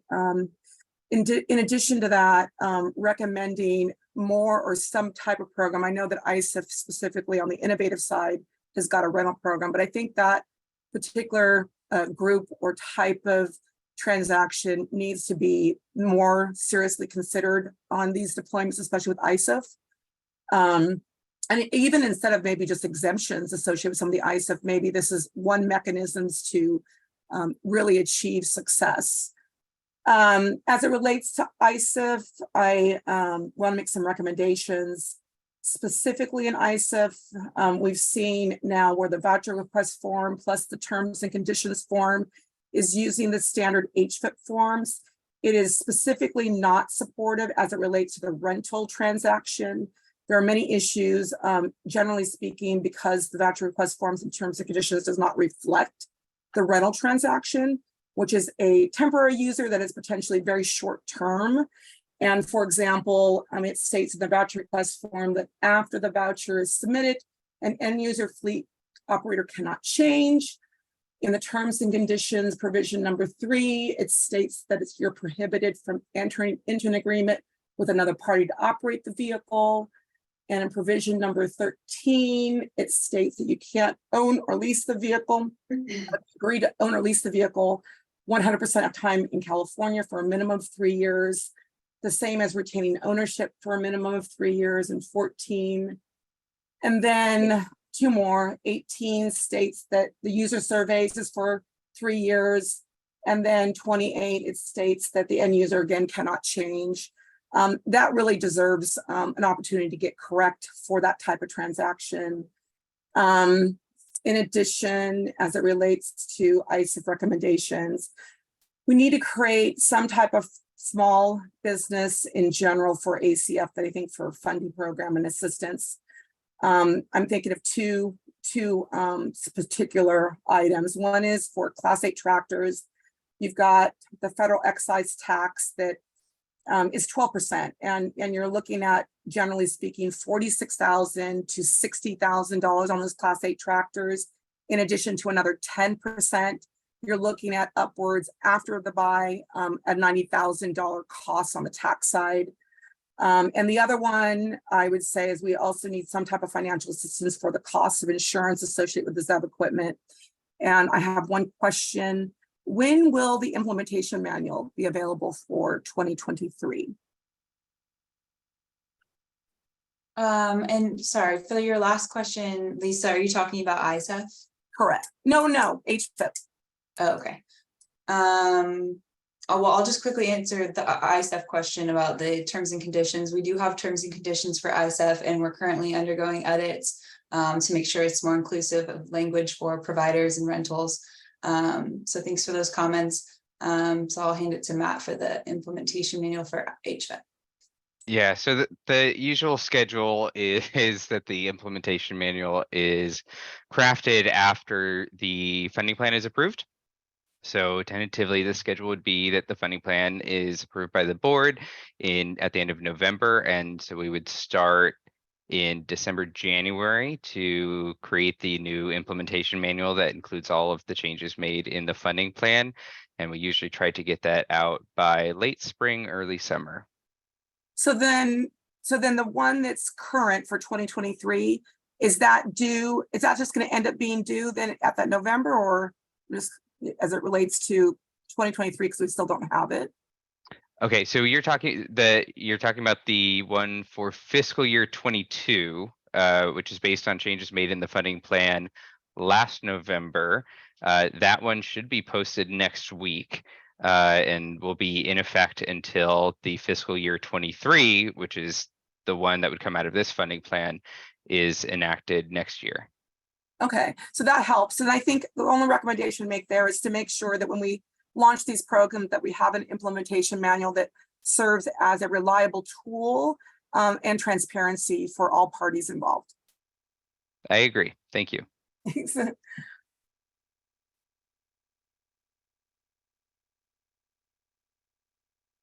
All right, thank you, everyone. Next up, we have Maya Inigo Anderson. You may now speak, and please make sure to restate your affiliation just for the record and go ahead and unmute yourself. Hi, again, I'm Maya Inigo Anderson with Communities for a Better Environment. I want to echo the points that were made about the importance of focusing on small fleets. I do appreciate the important role of the ISF program, which focuses on fleets of 20 vehicles or less.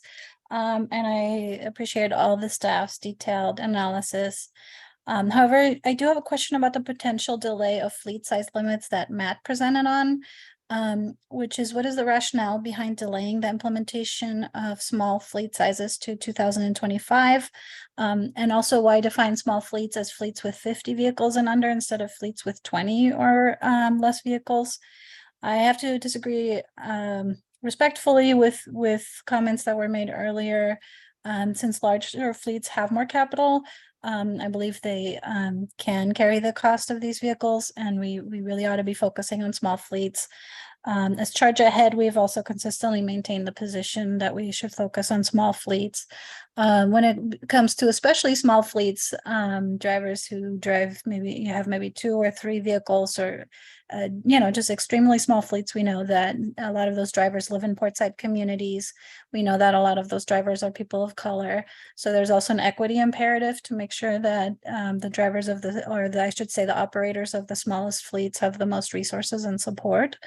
And environmental justice communities are already suffering the impacts of legislative budget cuts around CARB programs, clean air programs. So knowing that these communities are already losing important funding, I think it's especially important to focus on the small fleets for that reason. Yeah, we obviously agree. If the small fleet focus, of course, striking a balance, HFIP remains an important program for driving broader market momentum. It fits in, the heavy duty investment strategy talks a lot about the importance of these kind of bridge programs like HFIP and CORE that start to drive up that market volume to create a self-sustaining market. So it is important to do that on a broader scale too, but of course, finding the balance to make sure that the program is really geared towards providing the greatest benefits to the fleets that need it most. Regarding timeline, that is something that we can always take back and reconsider the delay in timeline. And then for the why it's less than 50 would be the cutoff, is because that is where ACF rules start, is fleets of 50 or more.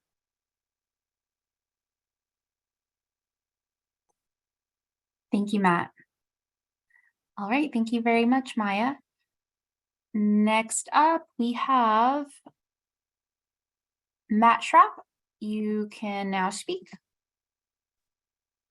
Oh, thank you. I thought that I'd be way down the queue. I'll keep it brief. I don't want this to be confused here. I don't think that there's anyone who is saying that small fleets shouldn't be prioritized. What should be recognized, though, that if small fleets who are likely going to need access to public-facing charging infrastructure, ISEF is one thing, but small fleets who are looking at potentially exercising an HVIP opportunity, even if they can get the truck paid for, if they don't have somewhere to charge it, and I can appreciate ISEF moving to the more innovative type model. Either way, it's the ARB in the ISOR had said that up to 75% of drayage fleets are going to need public-facing charging infrastructure. And this stuff is coming online very slowly.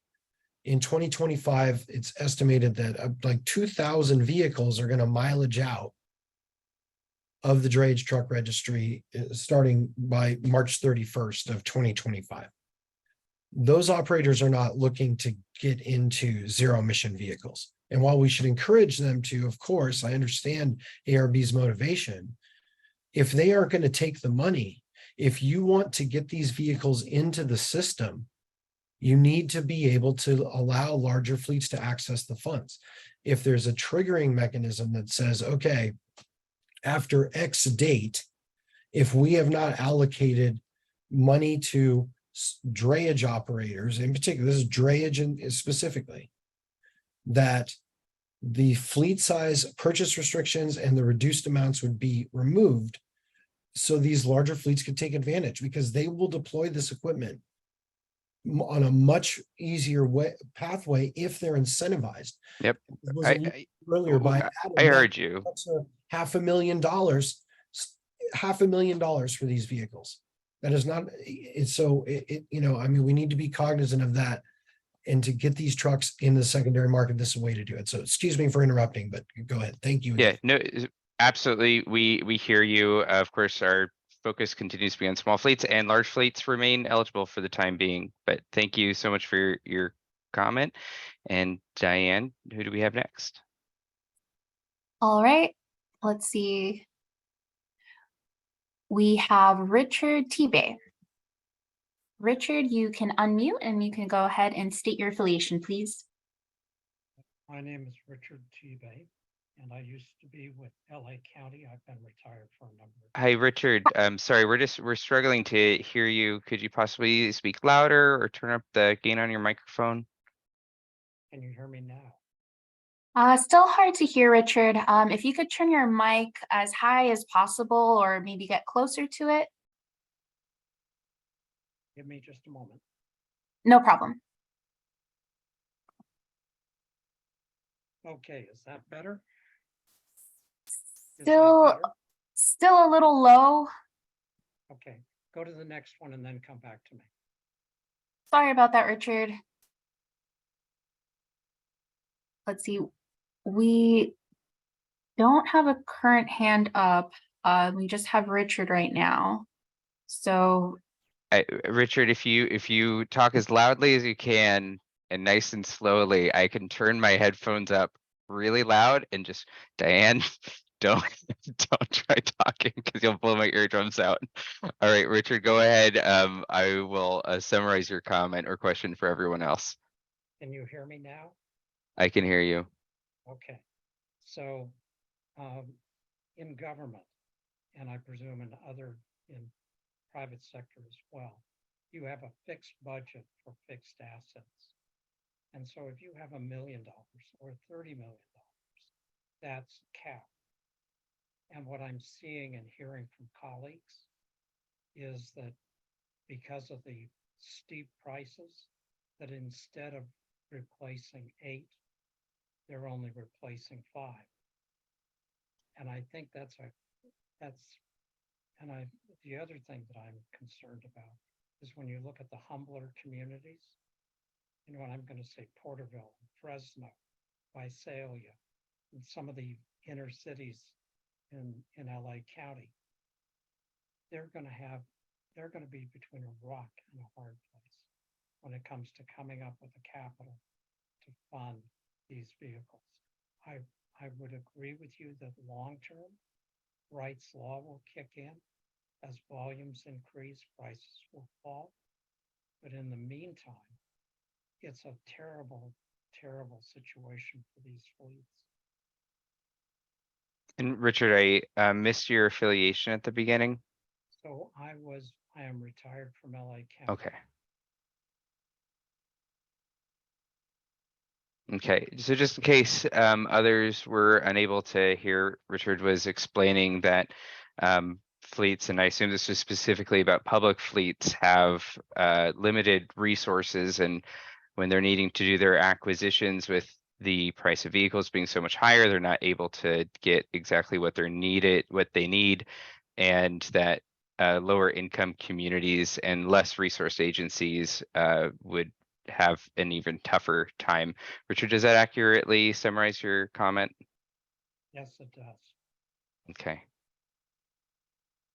Yeah, we hear you on that, and again, that's why programs like HVIP continue their focus on small fleets and on public agencies.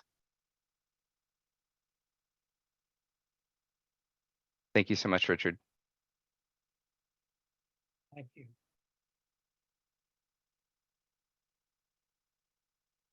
Deb, go ahead. Thanks. All right, just wanted to make sure. All right, thank you so much, Richard. And thank you so much to everyone today who provided comments and brought your questions so that you can discuss with us. Really appreciate that. So at this point, we're going to go on to summary and next steps. So for that, I'm going to welcome Stephanie to the floor. Hi again, everyone.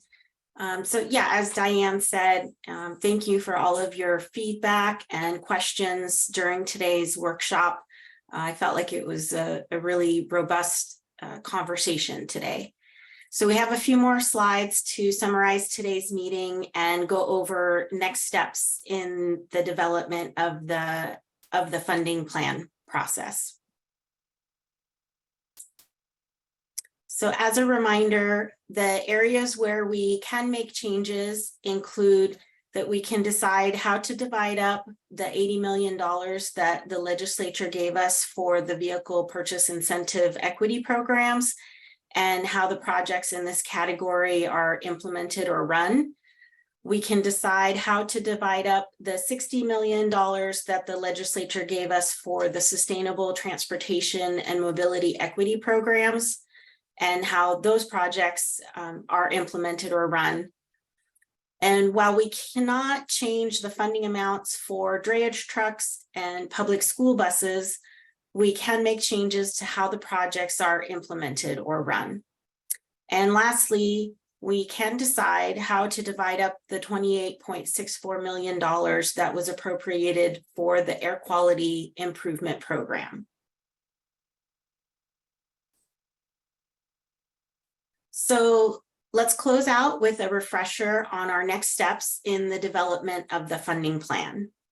We released our draft funding plan on Monday, August 21st, and staff will drop a link to the draft funding plan in the chat.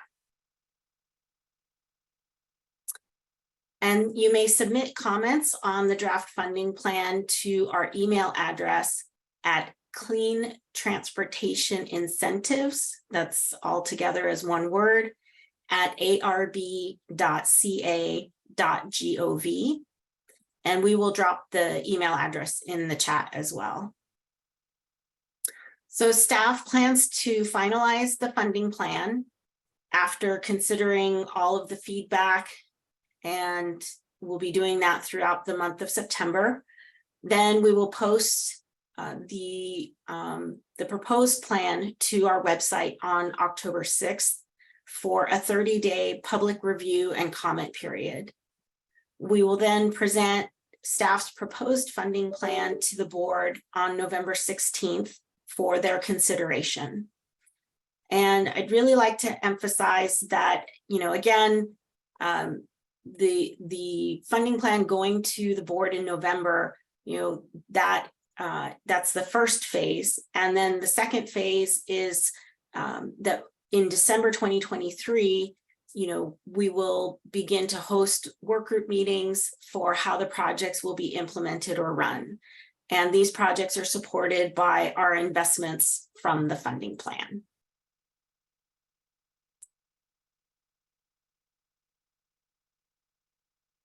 For your attention, participation, and excellent discussions with staff today.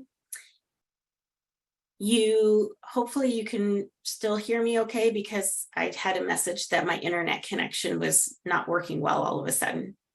In any case, you can reach us at our team's email address, or email me or Jason using our email addresses that are shown on this slide. To keep your inboxes up to date on the funding plan process, please subscribe to our listserv if you haven't already done that. And Bianca will go ahead.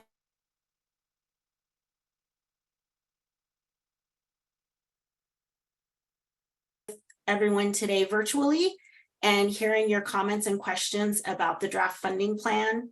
We hope the rest of your day goes well, and please take good care of yourself, and if you can, someone else too. Thanks, everyone. Bye, everyone. Thank you so much.